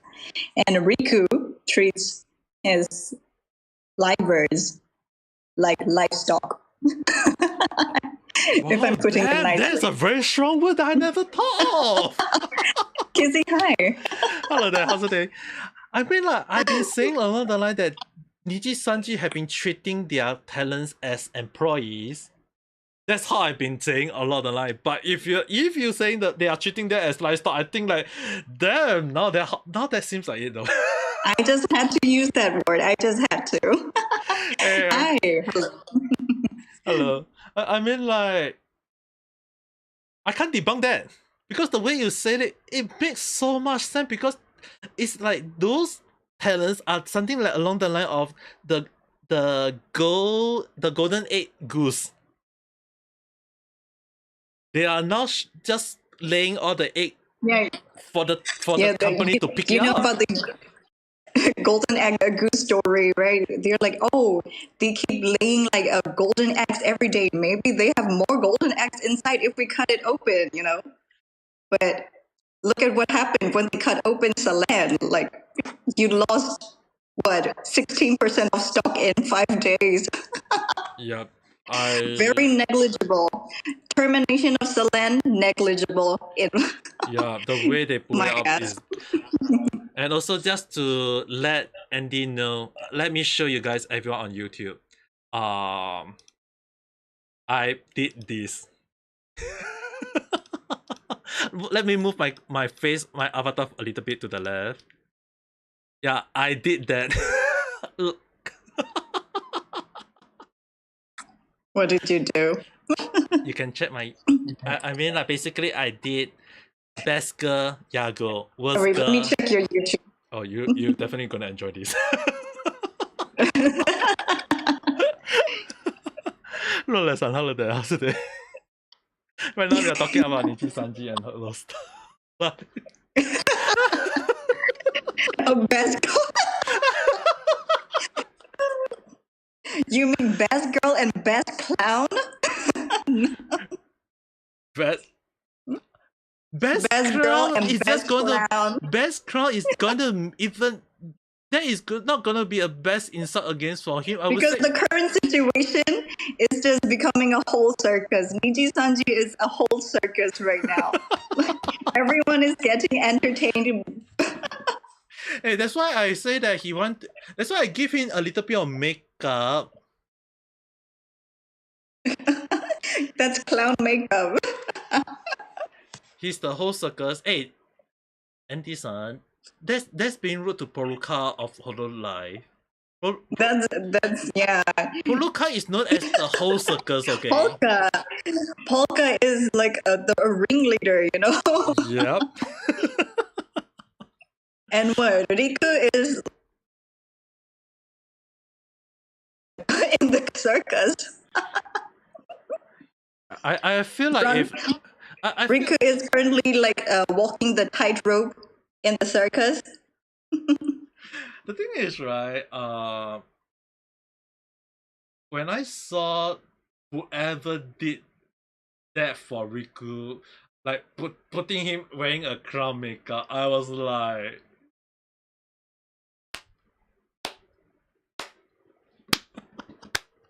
slogan. I mean, I've seen the memes about the other three livers as well. They put like the clown afro wig and like the clown makeup. Yeah, the thing is, You know, right? as for the three livers from the 50-minute video I've seen, like Libra and Vox, put them aside. But for Ike, I kind of feel bad for Ike because I feel like from what he said in the video, he knows nothing. Like he's not given much information. Yeah, I feel that I feel I do I can see that. It's just that at the same time I like do agree, like on the point that maybe some of them are just being given a fake document to read, and then they just kind of say, oh, we mhm. are being forced to say all these things. I feel bad for Ike Evelyn. Like that boy was just dragged into this train wreck, like, without actually knowing the whole situation of like what's going on. I mean, like that now a lot of people, especially the rats, right, are now starting to dig out a lot of old things. I'm actually very amazed. I'm not going to put up speculation or what happened, but I would just say that a parent past life of what Akuma come to light, and that Oh, they it did. Yeah. and initially when I say that I got a very like I never liked Vote Akuma. I have to say it out loud right now. Just to, if you guys like Vote Akuma, I'm not stopping you guys from supporting him. But I have to say that when I saw him for the first time, as in his live stream, his first debut, I for some reason don't like him. He kind of give me the vibe that he's a manipulative person, two-faced person along the line. And mind you guys, this happened long before. Like I said, I only saw the debut. I did not know who is he. I never saw his past life. I never read his past life stuff until I think only last night that I saw the past life for some reason got spread like wildfire on Twitter for some reason, and I was like, if that is true, that confirmed that my initially thought about what Akuma is right, because I have a I like he gave me the vibe that he's a manipulator as well as a two-face, but that is my opinion. But if the statement about his power line is true, then my speculation on him from the first is like spot on. You know what I mean? Actually, that story, that information about Vox has been going around since Luxium debuted because out of Nijisanji Ian, Luxium has like the most popularity, like more than the waves before them. Like Etheria, like Lazulite, and Obsidia. It's amazing. I never So even like saw that long the ago. haters, people who were like jealous of Luxium's like popularity, they've been like spreading that information since Luxium's debut. So from then on, I've been like I haven't been like following Vox since then. Like even if it wasn't true, I still don't want to like support that type of like library. Yeah, the thing is, right, I never saw that only just recently. So, initially, I still give it the benefit of doubt when I saw that there is a note stating that this is a note that was on process before, if like during the debut period time. So I kind of like give the benefit of doubt. Maybe this is just something along the line of toxic fan or haters along the line. But later on, sometime when I saw some of the chat, or sometimes the way he do his live stream, the way he trying to traffic his chat along the line, I noticed that he seems to be sometimes doing a little bit of gaslighting, sometimes do a little bit of manipulation. Like it's very subtle, not very obvious, but it's to me who who have been a salesperson a lot of time in the past, I kind of understand that, yeah, uh he seems to be a manipulator from how I look at it, which kind of the reason why I never feel that he need to be support. But I still have to. I mean, like I still have to give him the respect that he is a content creator. He got a lot of people liking him. He got 1 million subscribers. So that's is something that I have to give respect. But on the other hand, I still can't really say is it if is the case about Is the case about Vote Akuma true or not? It's really, really iffy on many levels. Is that it pinned him in Like, if you're gonna talk about like Vox's like whatever's like going around right now because of the current situation, like all the threes like past life they're like going around. I actually did something in the past too, which was he even like wrote a tweet longer for that. But I'm not gonna bring it up because people still support him, and then like he has like apologized about that, so I'm not gonna bring it up. But for Vox, he never like confirmed or denied or like apologized for anything. So I don't know about that. Like the information about Vox has been going around for years, like since Luxium debuted, just like I mentioned earlier. And the Vox parasocial fans, the kindreds, they just brushed it off as like, oh, speculation, it's just the haters spreading stuff. Vox would never do something like this. So Yeah, the thing is that I yeah. actually do wish for Akuma at least have a, I'm not saying like 100% control on the chat, but at least have a like some of the talent in Nijisanji, let's say Susan, like he managed to kind of like be firm on some of the chat at time. Like if you're a hater, if you don't like to watch, don't go to his live stream along the line. For Akuma, I mean like if he, I mean like there is a lot of people who ship, like a lot of young ladies or maybe some chat ladies really support Akuma. I can see because if they want to support him, we can't stop them.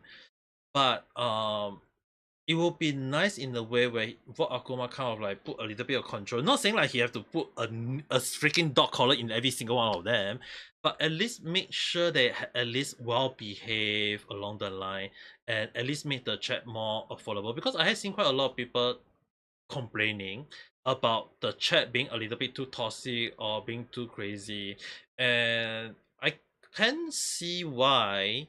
It's just that sometimes when we consider that the way he, to him, even when he try to voice it out, people start going against him. When he don't voice it out, people still go against him, and it's like, I'm not gonna do anything, I'm just gonna be quiet. And the way he go back to like say, just go back to being, doing what he do best, it's just back to the point that he's um to some people may rub it the wrong way, because it's like he's not taking the full effort, whether it's, do we like it or not. It's just that he had kind of read what he saw as a streamer at the start. He should have kind of like control everything. And if I have to say like how to control your chat, it's not saying like you have to do 100%, like I mentioned, put a freaking dog collar in every single one. Like look at how Toa from and Suisen in Holo Live do their live stream. Like why they can stream with sometimes with guys at time is that, including Fubuki, is that they make it that is no kachikoi. Even if there's kachikoi, they have to make sure that the kachikoi is aware that even if you ship for them, you must know that they are them themselves, and they are free to do whatever they want. And that if you ship for them just because you like them and you don't like them to stream with other guys, you are best not to live in them. Which is the reason why like Fubuki, Suisen, and Towa have one of the most base community I ever seen in my life. That's how I feel. Um, BSCT mentioned, you have to understand the statement was true until the community started to make a big fuss over it. The thing is that I'm gonna assume that you're right. Tokibird signed a contract and she have no right to do what she did. Plus, any tailor may send a cease and desist letter for this. According to what you guys know, it may seem bad. And then Andy replied with, that it doesn't matter what the contract stated. If it doesn't line up with what is required of local law, it is now. And if Toki Bird lawyer thinks is fine, then the contract was probably now. Just to put into context, just to debunk for a little bit of situation so that you guys can understand. But at the same time, I'm gonna say that the contract, yes, the Len Tatsuki or Tokyo in this case may have, although she may have signed the contract, the contract she signed, right, it does not fully stated that she had no right to do what she did.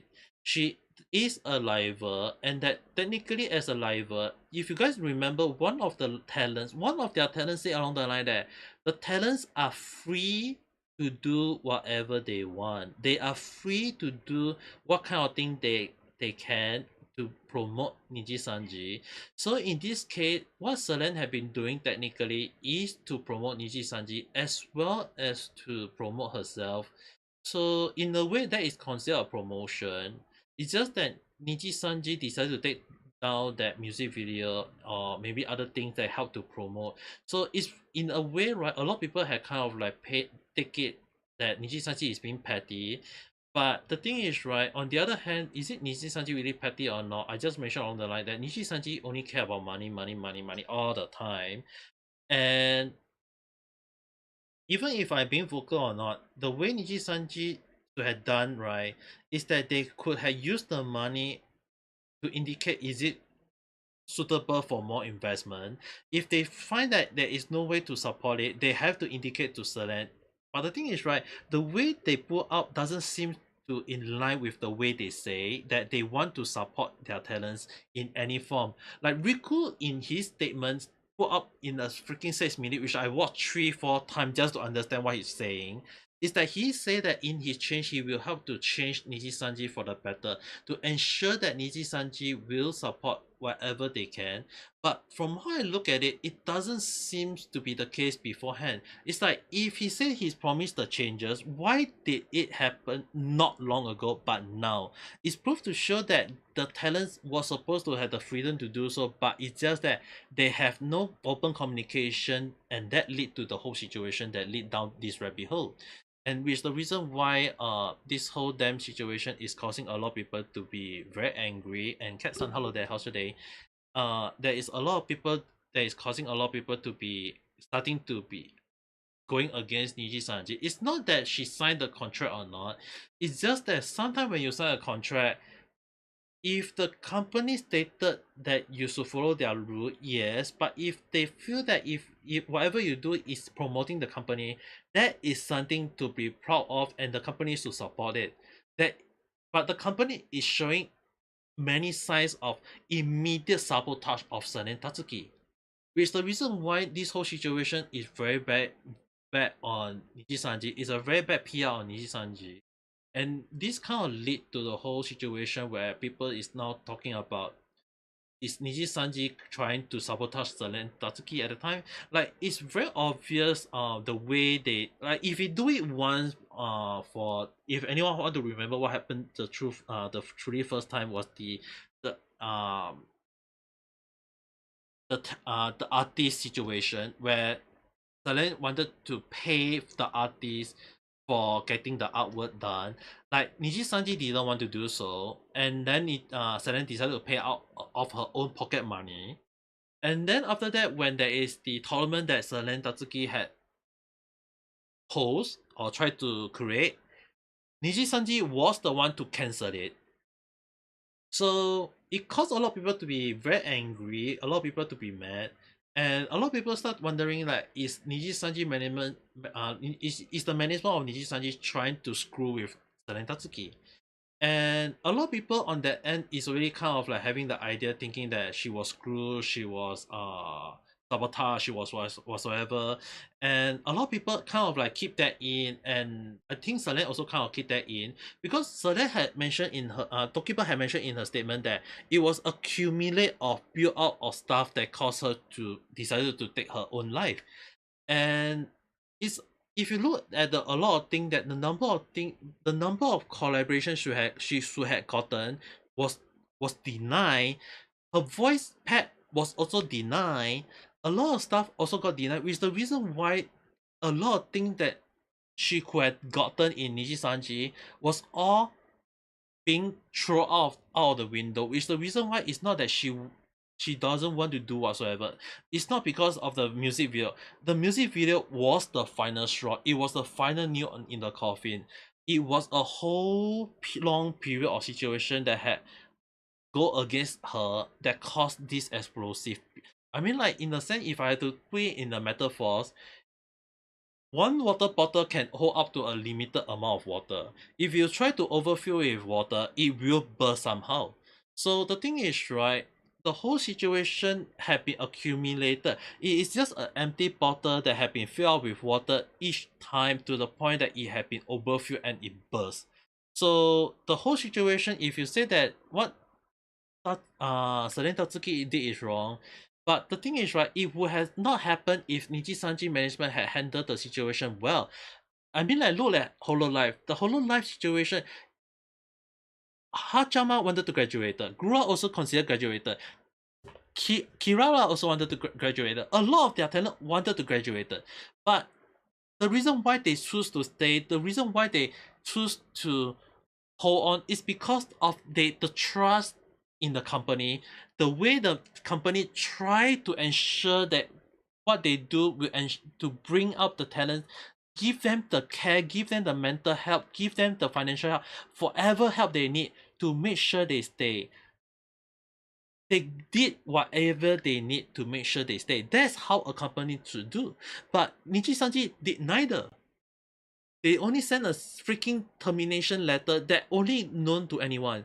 And mind you guys, even in Japan, a term of termination is still need to be informed 2 weeks at least in advance, 14 days to be exact. Nijisanji broke the law, not just in Canada, but in Japan. Oh, Kake-san, hello there, how's your day? So, it's not just the fault on it, Celine. Maybe she did a little bit of situation, she kind of blew every single thing out in a way, but the way Nijisanji decided to attack her and put up a freaking lie that is so inconsistent on their end, I don't see why anyone who want to defend Nijisanji. I mean, like Charlie or Penguin CCO even mentioned along the line that he still can't understand why people trying to defend the company. He even called those people stupid, which I was very shocked and laughed. Because the thing is, right, I think there are still people who support Nijisanji is because of the talents. But if Charlie, the most critical person in the whole VTuber situation, if he criticized Nijisanji, at this point of time, I think it's technically over already in terms of reputation.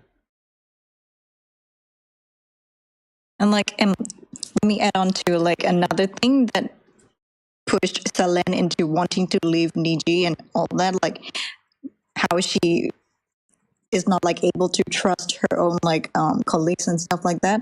Selene actually wanted to like hold a fan art contest, like was it like last year or like something like that 2 years ago? I can't really recall. She wanted to hold a fan art contest because she wants fan artists to shine, you know, to make indie artists to make a name, like to use her platform as a public figure to promote their art and stuff like that. Like she wanted to do that, but Nijisanji, like the E inside, they did her dirty by saying that, oh, like if you submit your art for this competition, we have all the rights to this. You don't own the right anymore. So like, you know, Niji was only thinking about making profit out of fan artist art, you know? What Selene's fans, like Nijisanji Ian's fans, put like their promote. That was just like messed up. It's not just messed up. It's also the moment when it proved that was also the point when I realized that I actually used that as I have to thank you, Rosan, for reminding me of that. That was also the moment when my point of proving that Nijisanji care about money, and I keep on saying money, money, money, is that was the most obvious point. It's not because of the 2% merch sales. That was the first that happened before the 2% merch sales, where Mr. Ray actually have a slip of tongue because of his anger for some reason. The Like situation. Nijisanji, they want all the rights to everything. You know, either you do as what they say, or they're gonna cut you up. Yeah. Yep. And the thing is, right, And, what messed up was that they think along the line that, hey, we are using our platform to promote you. We are doing it for free for you, so you should be doing the same thing for us. So free our work. They were thinking along that line. they need to be like communicating with the talents. Instead, they're making the talents do what they want them to do. They're not listening to like what the talents actually want. Actually, the one that have been doing the peacemaking within Nijisanji is actually two of them. Uh, Nina and Pomu. Both Nina and Pomu was the peacemaker technically within Nijisanji. And Nina, I feel like from how I look at the whole situation, she graduated because she was enough with the shit.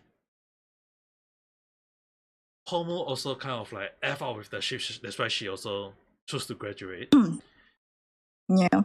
And for Nina, like currently, she's active as Matarakan in V Shoujo, and she was surprised because the manager was actually doing their job. yup, they were. her man, she was like, I am like, what is this culture shock? My manager is actually managing my stuff. What is this? Like, that just says a lot about Nijisanji. When she said that, right, I give myself a face palm because she freaking admit that Nijisanji had messed up. Like she freaking just outright tell the whole damn world that Nijisanji is not doing their job.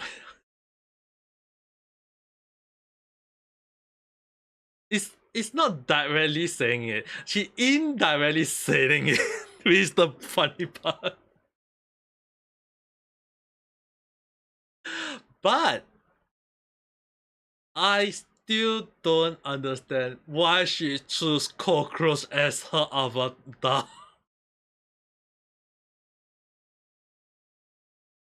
Because cockroaches live after they, like, you, as many times as you step on them, they still live, they still survive. So she's like, oh, I get stepped on by so many people. I got messed up in my previous life, but I'm still living, I'm still surviving, so that's why I cockroach. you know It's giving me nightmare because I hate cockroach. it's freaking giving me nightmare. I still now watch her clip once in a while, not her live stream. Because I still have, I'm not saying like I got a bug phobia or whatsoever. It's just that if you have been in your life having a cockroach flying past the back of your neck, fall onto, or even when you went to the toilet, it fall right on your head or your back or your body along the line when you were young. How can you not traumatized by cockroach? At least she's not a flying cockroach yet. If she does She's just fly, there. I will quit as a She's just VTuber. there. Mind you guys, if she Just- does just- if she does fly, I will be quitting as a VTuber because I won't even want to get near as a VTuber from now on. Oh my god. And Just please, focus on her voice and like her face. Don't ignore all the like the antennas and the legs, the buggy legs. it's the way she still calls herself the crow. She's the crow's mom. It's still a thing. I mean, like she kind of like have a slip of tongue admitting she's the fox mom. There was one time where she's kind of admit her past life as a Nijisanji liver. But the thing is, right, the way she's trying to call herself the crow's mom, I'm like, in no way I'm getting you any. In no way I'm getting anywhere near you, you young lalu. I mean, like I think she's younger than me. I may be wrong. But the thing is, right, I still don't understand why cockroach.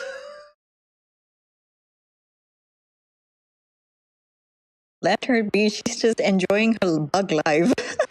Dude, just recently, I can't remember last year when or this year when, I can't remember. It happened quite recently. I freaking woke up to a cockroach crawling on my head. When I was wondering what happened, I saw the cockroach crawl onto my pillow right in front of my face, Oh and, no. and I just jump out of my room, go and sleep at my sister's room.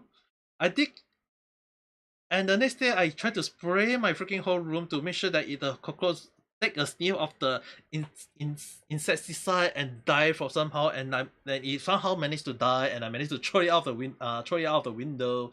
Actually, not out of the window because I'm staying at a HDB, so yeah, I can't really throw out the window. I can't like throw it out of the throw it into the dustbin along the line. But I did throw it out. But the thing is, right, a freaking cockroach is one thing, and then after that I sleep in my sister's room only to realize that during the spring cleaning, because for Chinese they have something along the line of spring cleaning, right? So basically what happened is that my sisters managed to find two cockroach while doing spring cleaning in her own room. When I actually went to sleep in her room once, because she did tell me that if I need to sleep in her room, like if my dad wants to sleep in her room, my mom wants to sleep in her room, or I want to sleep in her room, she allowed us because she's now staying at her husband's house now. So her room is basically open. So at the time, I know there is a cockroach in my room, so I actually freaking I decided to sleep in her room at the time. So when my sister shout when she come back for to help out in the spring cleaning, she shout at her husband that there is two cockroach, and it dawned on me that what the f did I freaking jump from one cockroach in my room to a two cockroach in her room?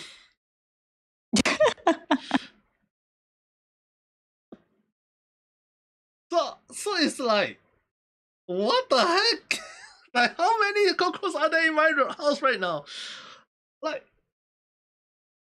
I was glad that I didn't saw any cockroach on the bed at the time, but when she shot there is two cockroach, I was like, damn, did I sleep in a freaking in a cockroach filled room that time and I didn't even realize it? I was like, the traumatized at the time got out of nowhere just stand out. Tatsumi wanted to be in the girls' mean as Yago. Well, he is a mean himself. Well, the thing is, right? He wants to be Yago so bad that he made a plushie out of himself and then like sent it to all his livers.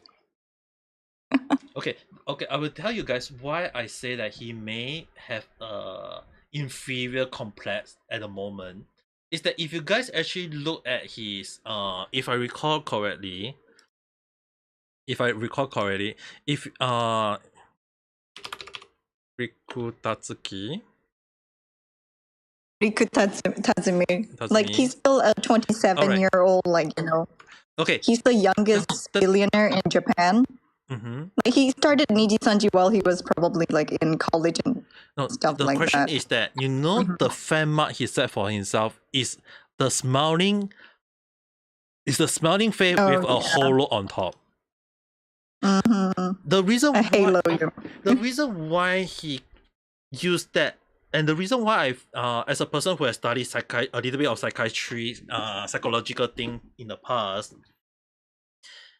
I felt that he may think that he seen himself as a god or an angel because of the holo, and he feel like he is the almighty of Nijisanji in a way.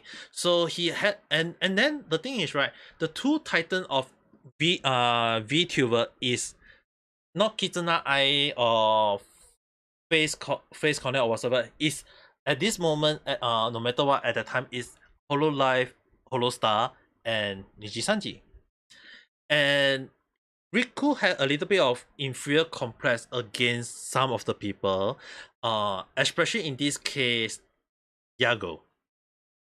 And the reason why I say he got a rivalry with Yago is that if you guys see a lot of things that he had done, is similar to Yago. Like Yago offered to model or even like do the merch sales. Like he carried the merch sale, and everyone keep joking along the line that, hey, is Yago for sales? Is Yago for sales? Is Yago part of the sales along the line? But Riku wasn't having it. He wanted to be known for it, which is the reason why in later he did something like he did something like what Yago did. He wanted to have that same attention. He wanted people to look at him. So one of the thing when people say along the line that uh does why is he following a lot of things that seems to be similar to Yago is that he want to be called the best girl. He wanted people to call him the best girl. If you look at a lot of people, like he even tell his talent to call him the best girl along the line, or call him the best person. Like he want to be called that. It's so damn obvious that he got inferior complex at the time. So I kind of like understand he had a very strong rivalry against Yago. But the thing is, right, the dude is like 40 plus years old with a married wife and living a Yago is 50. and I mean Yago is a freaking married old man with a wife and a children, and he care about his children, so he know how well to take care of a company, and he used to work in a tech company, and he know how to do how tech company work, and that's the reason why he got the experience on that, and he brought it to Holostar. Whereas that freaking bastard only graduated, and he didn't even graduate in the first place. He's a freaking dropout. And he think about making quick buck. That's all he's think about. So the thing is, I know people will be saying that, am I being too sarcastic? Am I being too hard? That's why he has been thinking about money. He never even think about the future. He didn't even think about what is the next step to do. It's all about lumping every single thing to the talent, and he earned the money. That's how it has been seen.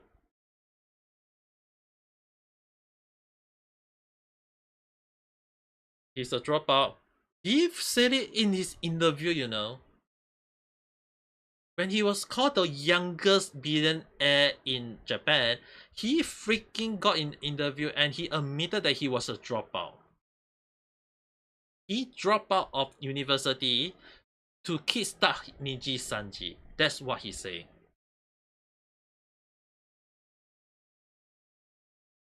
If the Red didn't even know that, I think they never even read the interview. The interview is damn obvious up there though.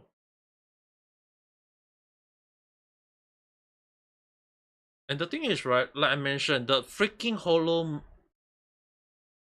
smiling face is just basically he trying to paint himself as the almighty, the all great god. So it's already damn obvious at this point of time. It's not that I want to be harsh. It's not that sometimes I don't want to whatsoever. It's just that when I talk about him, like I mentioned a lot of time, it can keep my blood boil to the point of no return. Is that I'm being truthful that he can really get my blood boil when I talk about him, but it's just that sometimes I try to keep my calm in some form of way. So I hope you guys can understand that. Yeah, I mean, like when it comes to this kind of thing, right? It's just sad to know at time some of the thing is best. See whether I can find it.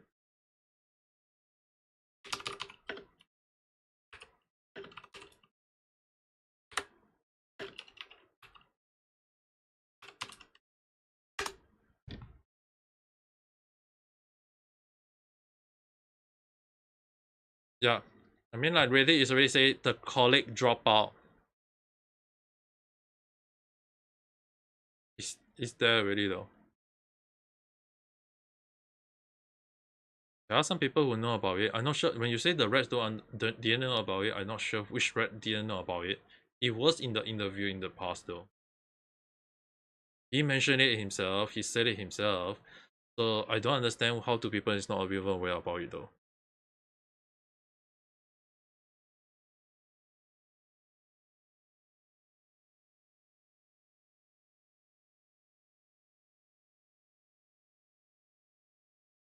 I think he wanted to be a Japanese version of Steve Jobs or Jeff Bezos. Yes, he asked for a pause time to his colleague on university in order to focus itchy color. Now any color, but at the end he is more of a dropout. Okay. To put into more context in case anyone are not aware,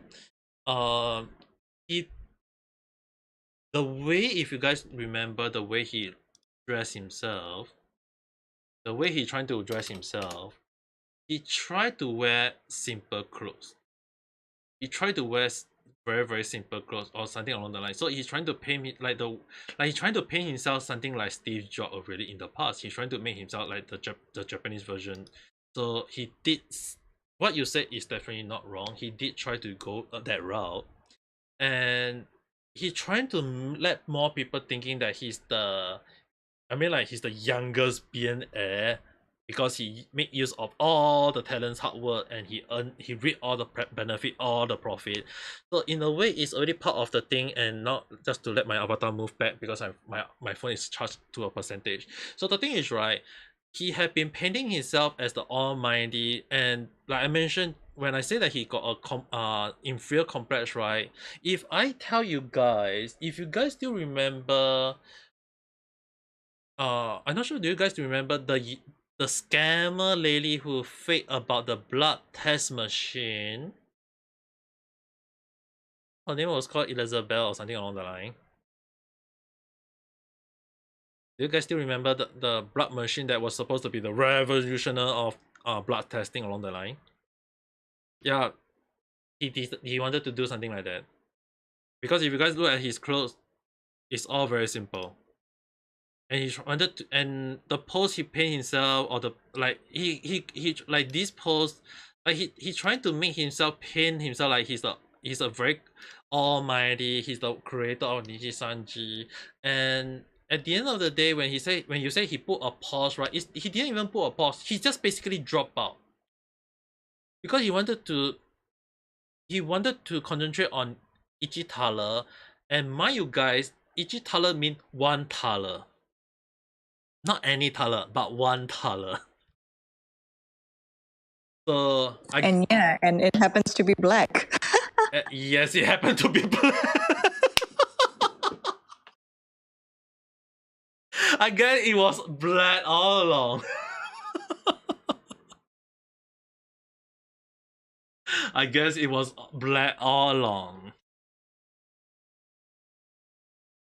He should have got off his yacht and finished his class. The thing is, right, he doesn't care. Why would he care about classes when he's earning money? He care about money more than class. So when he finally earning money, why would he care about? Like, why would he care? He would just show off to everyone, say that, hey, I got money because I drop out. You guys never drop out, and then you guys never follow me. Now you guys are working as a salary man. Me, I earning money, right, along that line. So yeah, whether you guys hate him or like him, that's basically that's how it seems. But again, like I mentioned, he got a inferior complex from how I look at it. You can ask any psychiatry or any therapists or specialists to ask, do they feel like based on all this behavior, do he seems to have an inferior complex? I will say majority of them will say he does. The one color is black, always has been. Yako is more humble, and even having so much money for being CEO of Carbon Corp, it cut from the revenue from way less than Tatsumi. Even Taningo way of life is more simple and humble. You know the best parts of all? The contract for Nijisanji and Hololive had stated one thing, is that in the contract, the money will be used to improve the company, and in this case, Yago had worked on his work by making up that 2.7 billion Japanese yen studio.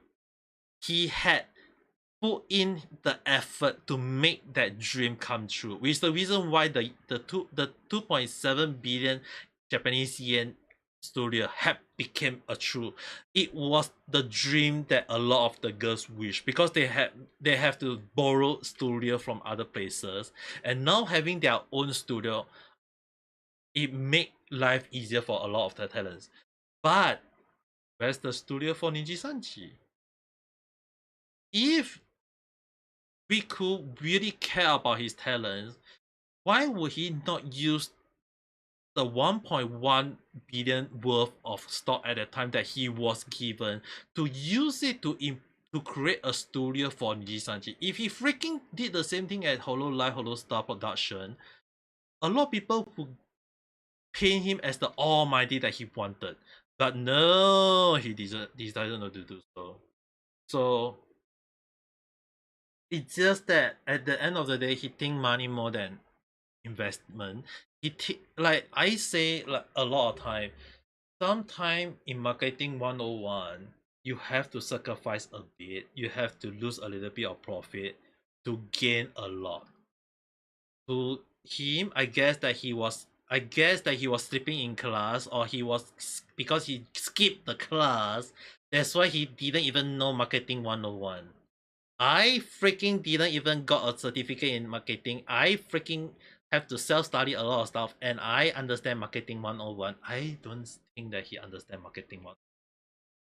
That's how I feel though. His mind is cracking, maybe. But at least I can definitely say that because Yago is definitely that is one of the reasons why Yago is the best girl.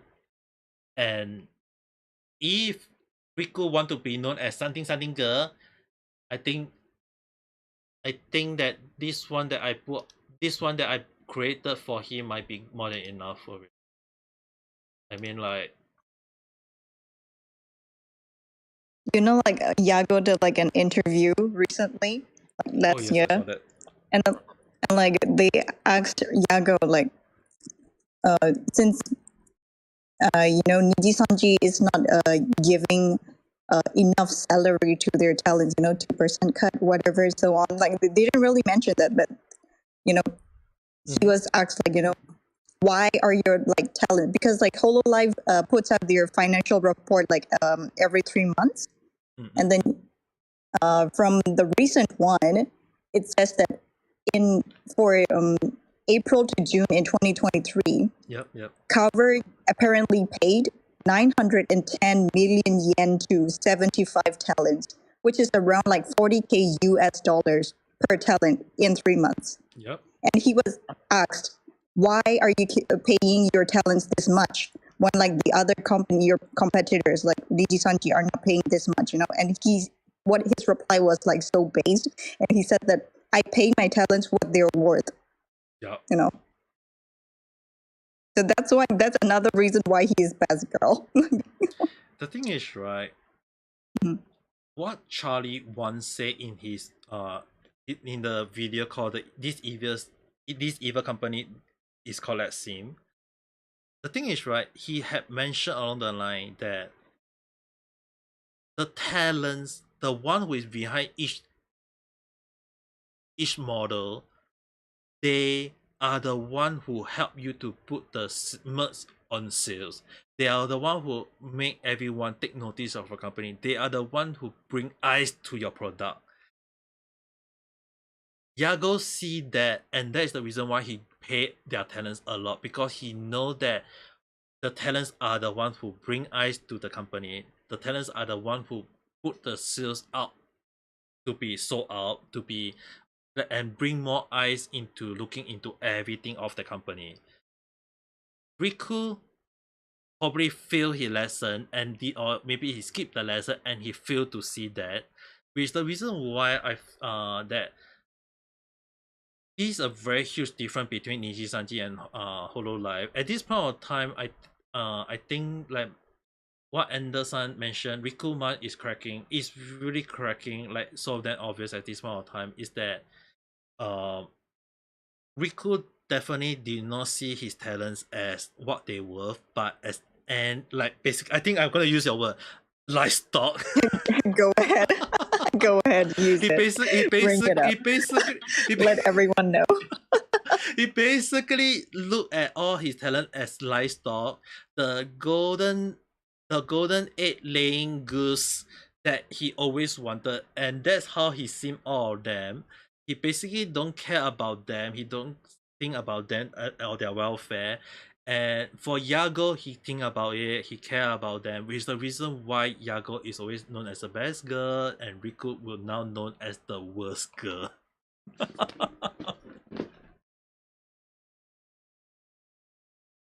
Nijisanji is not the example you want to follow. Please follow Hololive, definitely. Nijisanji is the first one of having a studio, but even the apps now is so stagma. Well, Hololive surpassed them a time ago, and you can see the money being reinvested so easily. No, that okay. The studio, the studio Nijisanji. I wonder why I say this one. Rosa, have you heard about the Nijisanji studio? Nijisanji Studio? Yep. I don't think I have. All I know about is Hololive because I don't want to. I don't want to think about unnecessary information. All right.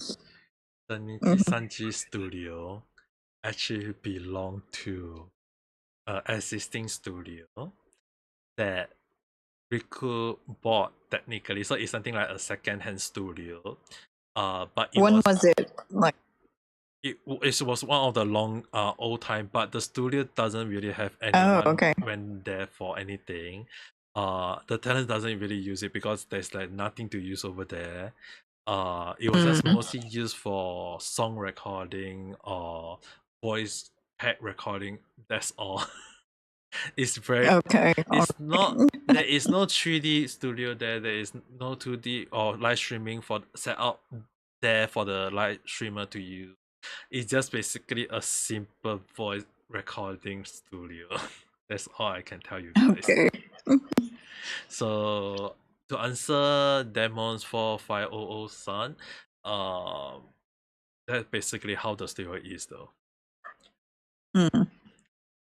If a lot of people didn't know about the studio, the studio cannot fight the 2.7 billion Japanese yen that Yago invested. At least that's how I feel.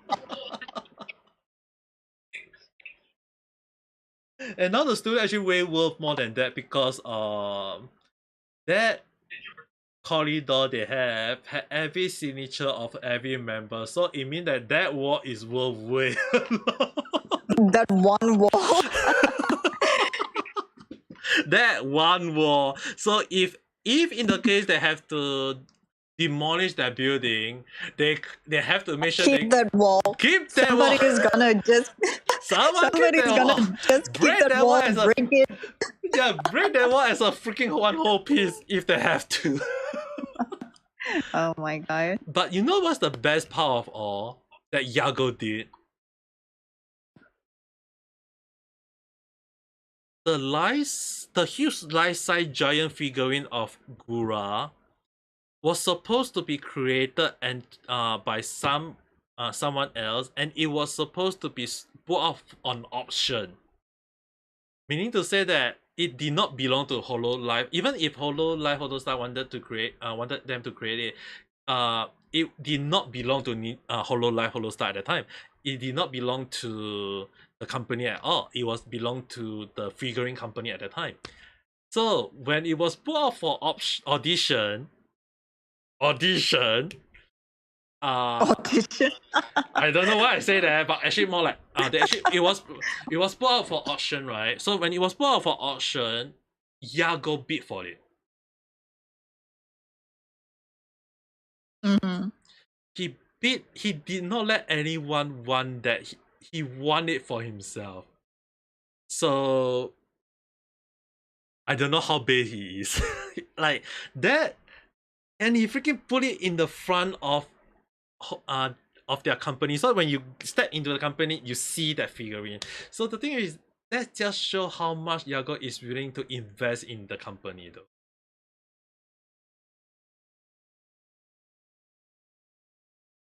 I mean, like, this is one of the reasons why like Yago really deserves the best girl title, whereas Riku, who is right next to me at this image right here, deserve the crown.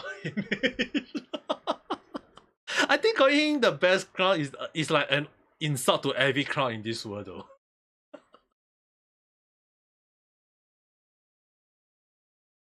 Like, no offense to all the crown, but I feel like that is like a very huge I mean, you can call him the best girl because the Hololive girls themselves cannot beat Yago in the best girl competition. I feel like, right, if like, you know, the meme where they say that where they say It that takes a real man to be the best girl. no, it was the spawn, I think it was the SpongeBob meme or whatever meme where they say that the competition for the black company, and then they kind of like when you realize the opponent is Nijisanji. In this case, it's like you are entering the worst girl competition, and you realize that your opponent is Riku Tatsumi.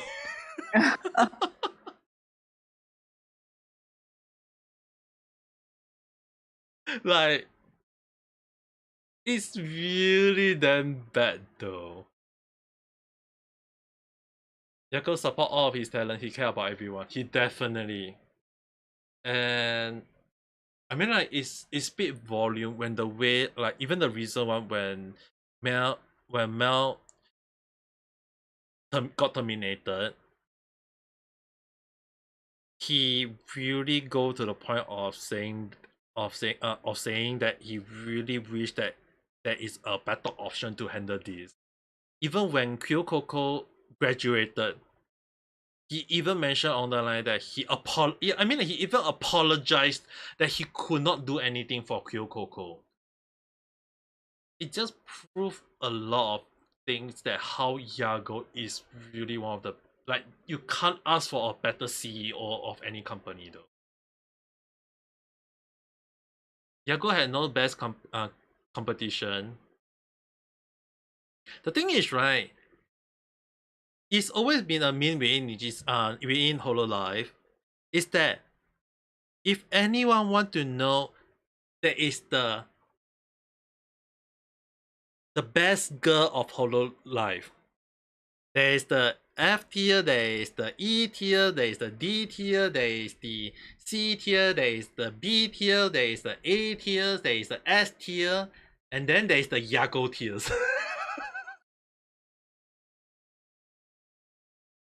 Yago at the very top. And it's just Yago in the tier. Yep. I still remember the funny thing was that Tanigo was known as Yago due to Subaru-san, and Yago known as the best girl because Fubuki-san.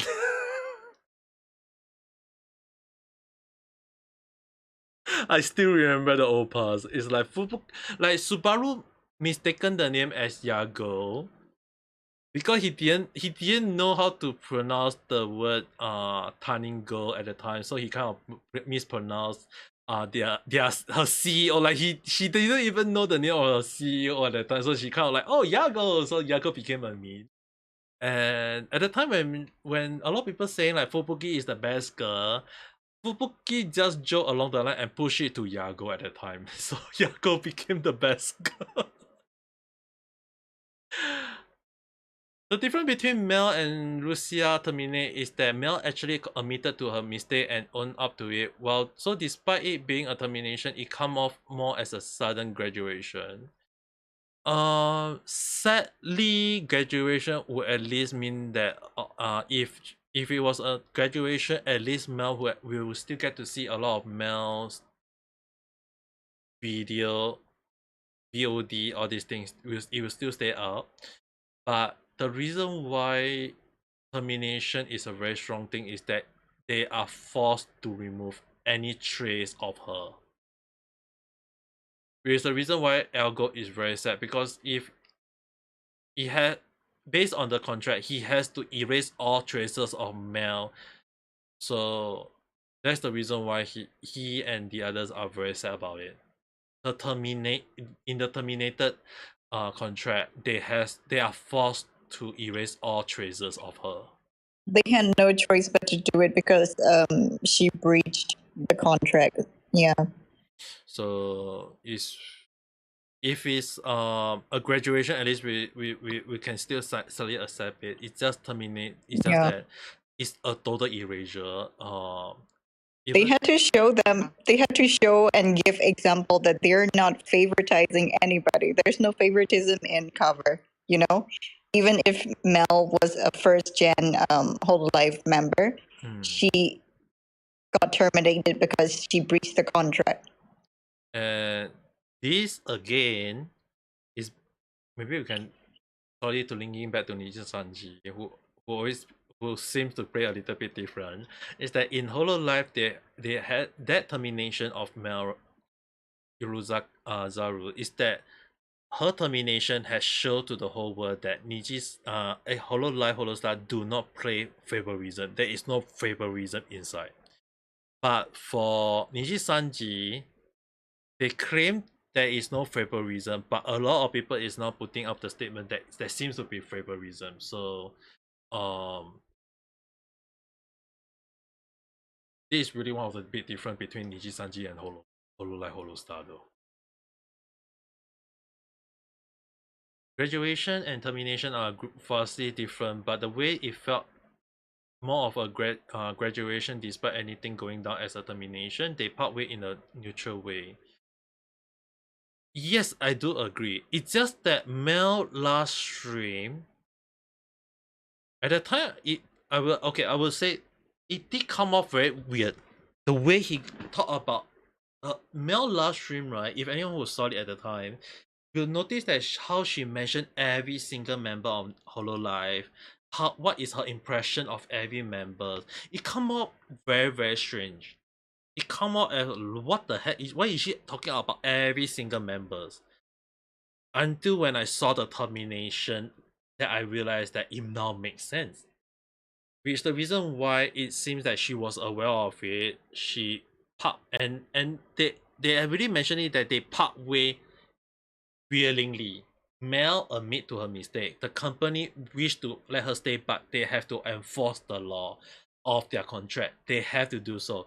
And because it had been shown to everyone, although we still don't know who leaked that information, even though she admit that she Mel admitted that she said it out, but we still don't know who is the other party who leaked that information. So we still don't know who. Is it her best friend or not? I do not know. We still do not know, and I don't think we will never.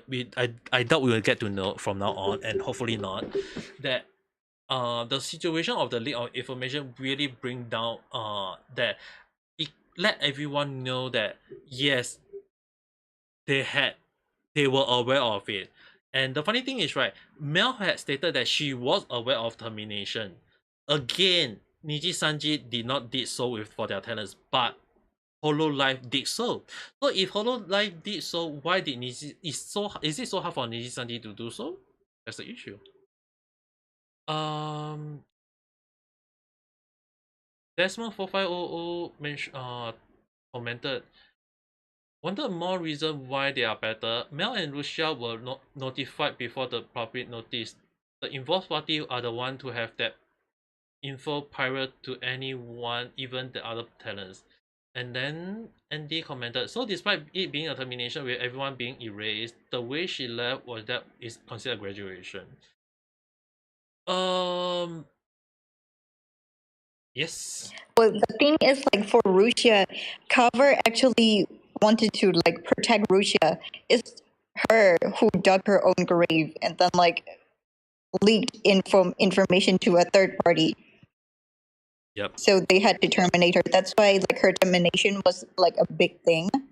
And for Mel, she already breached the contract, and then cover found out about it because of somebody. Yeah. And she admitted to it. That's why she left in a more peaceful way than Russia. The thing about Russia is, like, the company wanted to protect her, and she didn't listen to them. She leaked like her personal life to a big YouTuber that talks about what gossip. So yeah, that's why Okay. Russia was let me put it in this way so that maybe you guys can understand. Is that both dug their own grave, I know it sounds bad, but they dug their own grave. One admit to their mistake with Mel-san. One keep on defending her action, and in this case, whoever follow Mikeneko situation will understand that. Again, I think a lot of people start mentioning along the line that Yago and Hololive dodge a nuke. They did dodge a bullet with that. I mean, like, yeah, like, when you mentioned along the line that if she actually like they wanted to protect her, but she dug her own grave and dug it even deeper, way beyond the 6 feet under, and that caused the company to finally be enough, and they decided to part ways with her. But the funny thing that make it even interesting is that for Mel-san, she admitted to it, and the company did try of thinking of ways to help her, but based on the rule, they can't help her, so they have to part way. So it's a very painful parting. But for Lucia, she part way, but she still end up taking her own grave, and then and the Mafu situation. I want to give the benefit of doubt. Someone might be lying. I still stand by my words that although I didn't cover that in my random chat, because I feel like both are lying. I feel like Mafu have a little bit of lying on his end. That's how I feel. 100% or not, I do not know. But I feel like he may be a little bit of lying. But I wouldn't say is it true or not, because based on what Mikeniko say on Lucia in formerly known as Lucia, she also have some form of lying herself, especially the wedding. So at this point of time, I don't think I want to trust either one of them. I will just let them fight the situation. I will just let whoever want to support them accordingly, just support them accordingly. The reason why I say I just don't trust Mafu is that he did a lot of, then maybe I might give him the benefit of doubt. But he decided to post it right before Mikeniko is trying to gain leverage in the VTuber industry. The voice, not the VTuber, but the voice acting industry. That's why Yes, the timing was kind of off because like Mika Neko already signed with the voice acting like agency, and then that's when Mafu Mafu posted that statement. yeah, that's why I feel like it's a desperate a deliberate action done by Mafu. I mean, like, he could have said it long ago, but he decided to kind of like say it like during that exact moment. It's similar to how Nijisanji attacked Doki Bird during her live stream when she was doing Meal Pets though. And mind you guys, one of the first game I used to play when I was young was freaking Meal Pets though. She just wanted to play Neopets. Like she was so excited about playing it on her return stream, and they just had to release that 15-minute black video when she was like when she started the stream. Like just let her play. I still, I mean, like, in the word of false ID, I mean, like, he started out in this video. She just wanted to play Mew Pass, and I was like, That was one of the best intros ever. I was That's why I like, watched trolls. yeah, I mean, like, at that time, I really did say. She just wanted to play Neopets. Come on. I mean, like, it hit so damn hard. It just hit so damn hard. That's how I feel though. They have to they have to run Neopets. And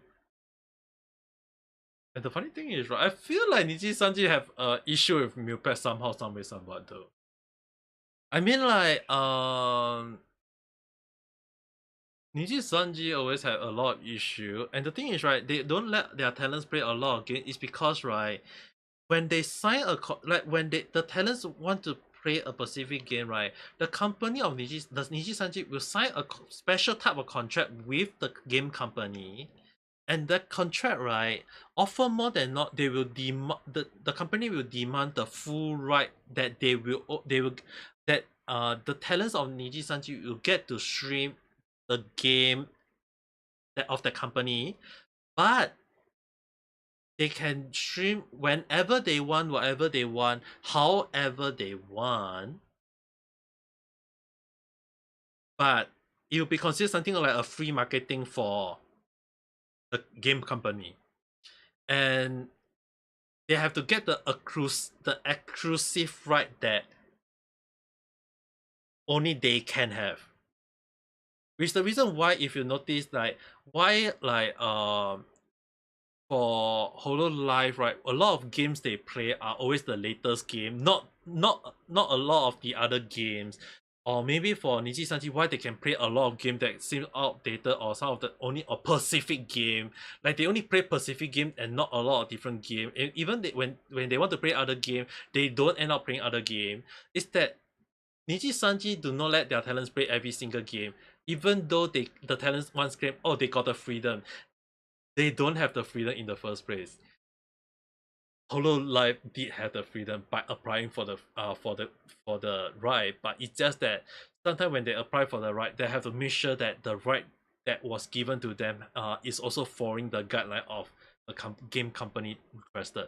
So for me, when I want to play like some of the Atlas game, right, the reason why I couldn't stream some of them is that some part of the story I have to pause at that moment, and I've been told not to stream beyond that part.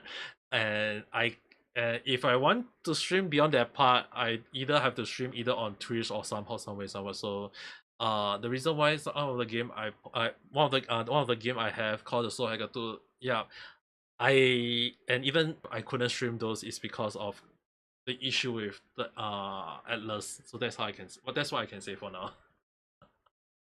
But yeah, game right in. I mean, like if anyone want to go and check the games that Nijisanji allowed their talents play versus the game that Hololive allowed their talents to play. I mean, like just look at Base Sun. Like That one game. Oh my gosh. I mean, like when Subaru.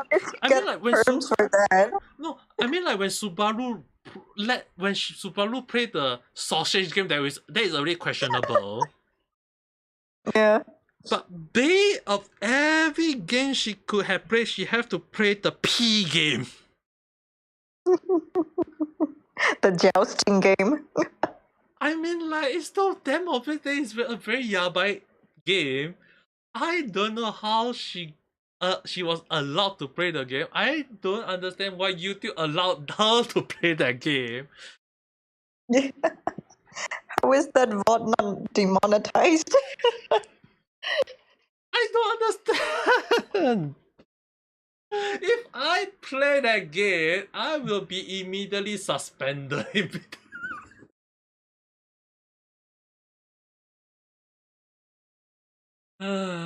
This is just something that I feel like sometimes. Maybe some situation, maybe only some people can play the game, I guess. Hey, but then again, right? I mean, after they got the perms for that, the boys also played that game, Hold the Stars E inside. Oh, I don't want to even think about that. Like Excel. Oh my gosh, it's the Australians. I'm saying, like, it's the Australians that play that game. He was like, "How is it not considered yabai? It is yabai." And after that game, like Hololive give a yes to Machina X Playon's like request to play like R-rated visual novel games on stream. Oh, with I forgot. and and there are like different modes for that, like 18 plus mode, and then like safe for work mode, like NSFW and SFW mode. And Kelly, she forgot, either she forgot or like somebody like didn't warn her about the game. She didn't turn on the safe for work mode when she was playing that visual novel, and yeah, very naked pictures popped up on stream. I am in time to take it that she forgot that she is doing something like streamer mode or save for work Yeah. mode. So when I saw that, like the thing appeared, it was like the wish. Like we know how Kelly always scream when she is panicking. Yes. It was so fun. No. She was molding. And she's trying to do like something along the line of damage control, which is so Oh my fun. gosh. Yeah, if you have not remind me, I would have forgotten about that though. It's and oh yeah, there is the part where there is the 2-man game, right? The one where they get into the jail and they Oh, have to A Way Out. Yeah, A Way Out, and they have to censor the intro, the shower scene. Yeah. The thing is, right, the way a lot of the JP members play the game, it was so fun. I've seen clips. Yeah, it was so damn funny, especially when they reached to the part of showing that moment, and they'll be like, and I think was it? I think it was Miko, right? Sasuke Miko. I think she was like panicking at the time, that in the most funniest way. And I think it was I think it was Krone and Miko at the time. It's so damn funny that sometimes when they play those kind of things, and when they realize that it's very yabai, they start panicking. But when they do something yabai themselves, they will be like, yeah, it's fine. I mean, like, I still remember one of the clips that I saw in the past, when Matsuri out of nowhere, I think I remember she was playing Apex game with two other guys on live stream. She out of nowhere just say the word, I'm gonna take off my bra. Oh my gosh. She really said along the line, like, because it's too hot, so I'm gonna take off my. She was seriously along the line. She's like, I'm gonna take off my bra, and the one of the guy was like, my f off, and he was like, huh?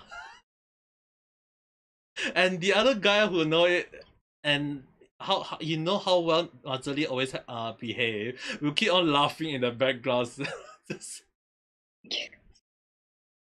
Because she Oh was, my gosh. because the thing is, right, Matsuri also do live stream in real life. Anyone who know her will know that she do live stream in real life beforehand. And the only thing is, right, when she live stream in real life, she won't do something like that. But because she is live streaming as Matsuri, as a VTuber, so whatever she do in real life, no one is able to see it. So even when she says she removing her bra, it's like it's open up to new imagination. It open up new imagination, but it's like, what the heck? It's the reason why a lot of people call Matsuri the most yabai, or the most horny people on other than Marin Sensual. That's why, like, when Matsuri collabs with the Holostars boys, they're like very scared of her. Scared as in like not like as a senpai or anything, but scared that she will say yabai stuff on their stream. I'm actually very amazed at how sensual all the at the time all the all the Holostar boys are, as compared to Matsuri, when I think it was, who was the one that wear the glasses that look like an old daddy again? I keep forgetting his name. Like she collab with Arudan, like Arudantis. Ah, yes. So Yeah, Arudantis. He was. They were doing like it was on Izakaya and yes, his stream, and like he was interviewing like Matsuri while drinking, which is like Matsuri is already yapai without any drinking, like without drinking alcohol, and they were doing a drinking stream and an interview, and it went there was some moments. Yeah, there was some moments. And the best part is that she keeps saying the word "chin chin," which Yeah, which because the law in Adodan's law is that he's an Italian. Yeah. Right? He's an Italian mafia. And cheers, like kampai in Italian is chin chin, and Matsuri keeps repeating that. And the best She part, kept repeating that. it- And then she was like, "Don't you have that too?" And Adodan was like, "No, I cut mine off and threw it on the road when I decided to become an idol in whole life." and the funny thing is, right? And Matsuri's reply to that was, "Maybe I should shut my hole to become an idol." It was actually very yabai in so many ways. It was such an unhinged like stream, like so legendary in a different way. And it was the funny thing is, right, even when he mentioned along the line that when Matsuri was saying chin chin, she was technically like joking along the line, because in general, to put into context, chin chin in Japanese mean penis. So the thing is, right, when she keep on saying chin chin in Italian, chin chin mean kampai or cheers. So when she said the word chin chin, it mean like it got two meaning. It's really a double meaning at that situation, which caused that guy to panic at the time because he wasn't sure, like, is she referring to the kampai or is she referring to yabai? Is it kampai or yabai? So it was very funny, and it was really one of the legendary moments where we all start joking that Matsuri is one of the yabai of Hololive, which I think is like one of the reasons why a lot of guys was afraid of Matsuri. They have mentioned on the line they are afraid of Matsuri because of her yabai-ness. True. And the funny thing is, I still remember that when they actually grouped like between Marine Central versus Matsuri, I was actually surprised they actually grouped Matsuri as the most yabai person of Hololive though.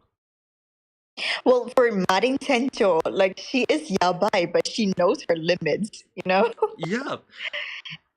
But the reason why when they stated out, because I didn't know how Matsuri fully worked, because sometimes we won't know how they state they are. But the way they stated, because in real life when some of the members talk along the line that in real life, Matsuri is really, really yabai, where Essential will act like yabai, but she care about those members. So it's a whole new different behavior between two different members. So in one of the reasons why my respect for Marine Central increased like a lot, but my impression of Matsuri just went down to the ground. I mean, like, she's one of the funny VTuber I ever come across, but I had never seen about how a young little girl, like, mind you guys, she's still in her early 20s, okay? Like, I still have no idea how is she can be so yabai, unhinged. At least that's how I feel. She's just built different from the other girls. Maybe, I don't know. I mean, like, the little story where she hug and kiss every EM members, I was like, F this, I'm out. And Matsuri's fan base, like her Matsuritsus, they're like very cool with her, like interacting with the males too. You know, they're fine with it. Yeah. Unlike the other unicorns, you know. Yeah, this is really one of the moments where I have to point out that it's really like Matsuri had control over her chat in a way, unlike, like I mentioned earlier, some of the members in Nijisanji, and maybe for Lucia case, I think there's also a little bit of I think Lucia or Mikeniko maybe have a little bit of that situation. The thing is, right, you sometimes as a VTuber, one of the things you have to do, I think is the best lesson for all us as a VTuber, is that I'm not saying that I have to put every single dot caller on every single one of my viewers, but a little bit of control over your chat does go a long way from how I look at it though. And Suisen, I think really like you mentioned, Matsuri, Towa, Fukuki, like they really know how to control their fan base, their chat, and that is one of the reasons why they can go a long way and go to the point of even collabing with the male counterpart, and that they still receive no relent. I feel like everyone should learn from them in that respect point, and even like some of their talents, like let's say maybe some of the younger talent maybe should use them as the base on the way they control their chat. It's not like really control, but the way they're able to ensure the talents don't go, and their chat won't go way beyond. That's how I feel though. 999. You get 1,000 for goodness sake. 999. In Singapore, there's the call for the police. もしもし、 Yes. 警察ですか?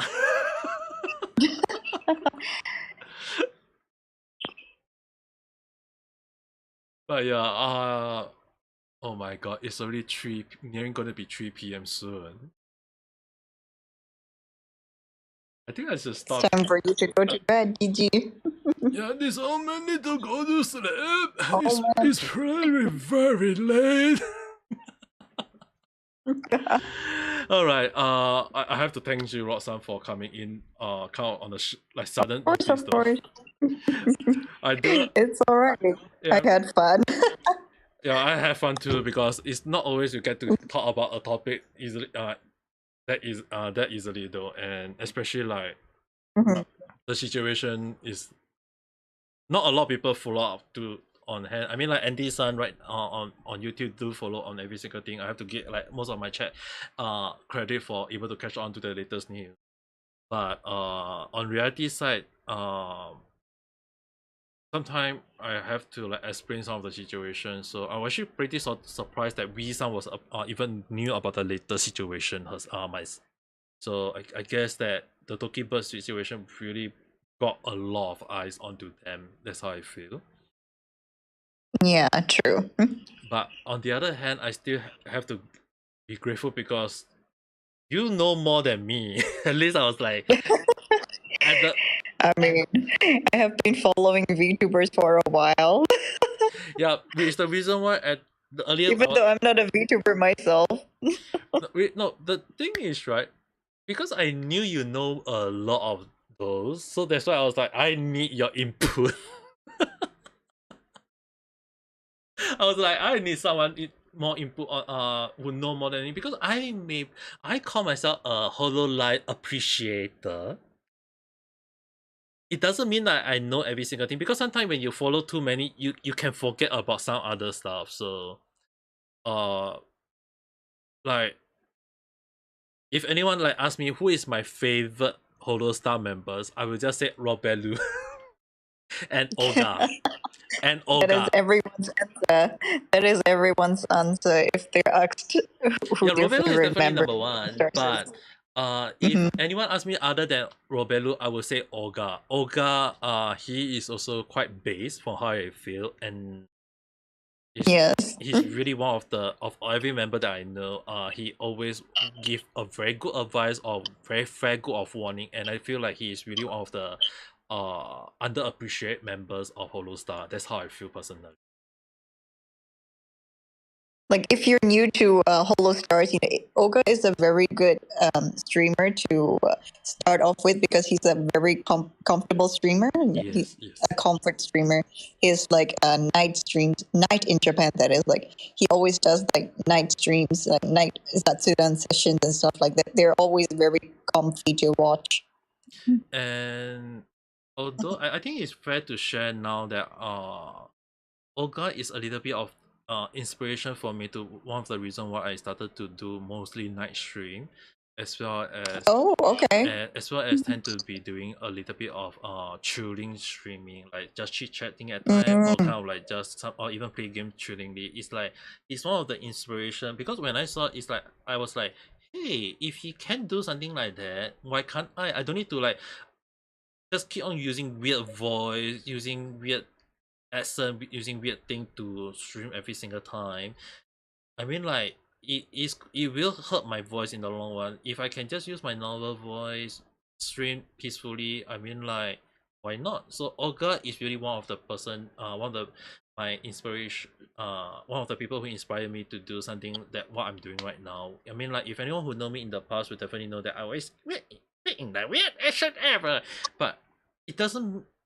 If I want people to remember me as the person who speak weirdly, then it will be very weird in the long run. So one of the reasons why Olga give me that inspiration to do just a normal stream, a peaceful stream, is more than enough. That's the reason why I've been calling my stream night chat.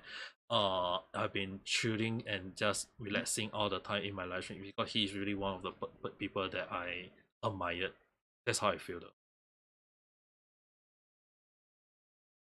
That's good to know. It's just that I did not tell most people though. Oh, okay. It's Now we know. Now everyone knows. yeah, it's just that not a lot of people know a lot about the Holostar members, and I still to this day feel like a lot of the Holostar are still still underappreciated though. That's how I feel.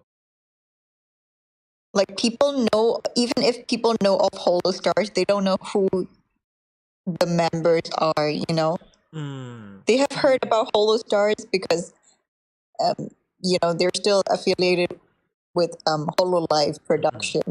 They're under Hololive production, so they know about Holo Stars, but they don't know who are Holo Stars.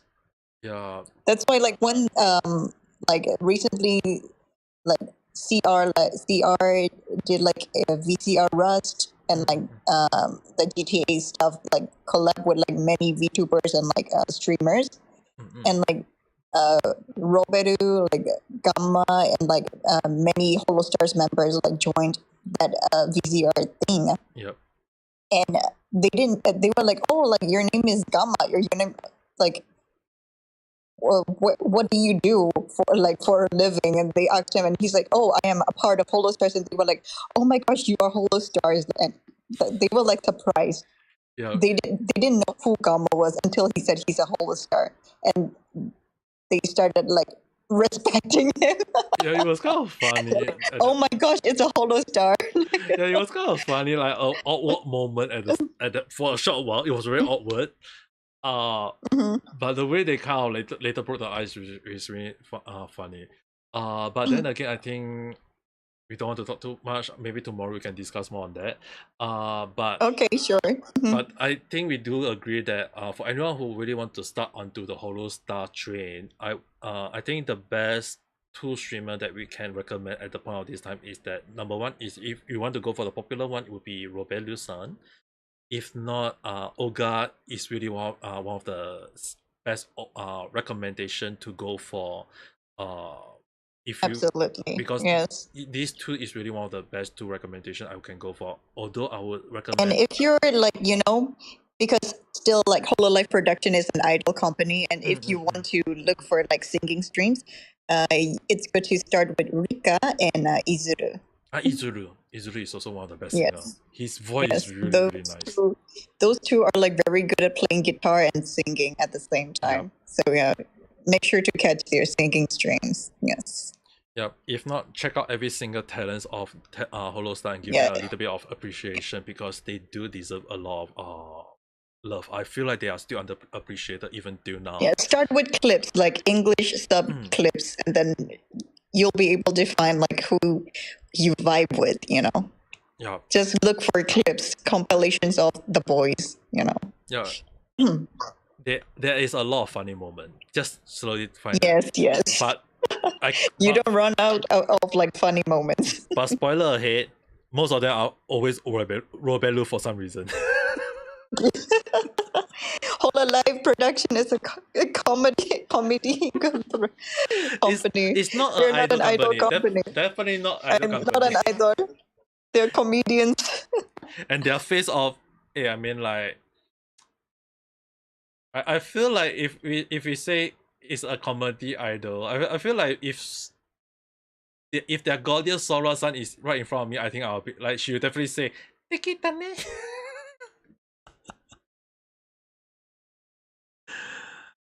Doki, okay, one last message. Doki, Andy-san replied, and Dokiba is doing the right thing by shutting up and doing defensive. Even if she really want everything to blow over, she's doing the right thing to let Nijisanji do all the damage. That's how you know she actually have a lawyer.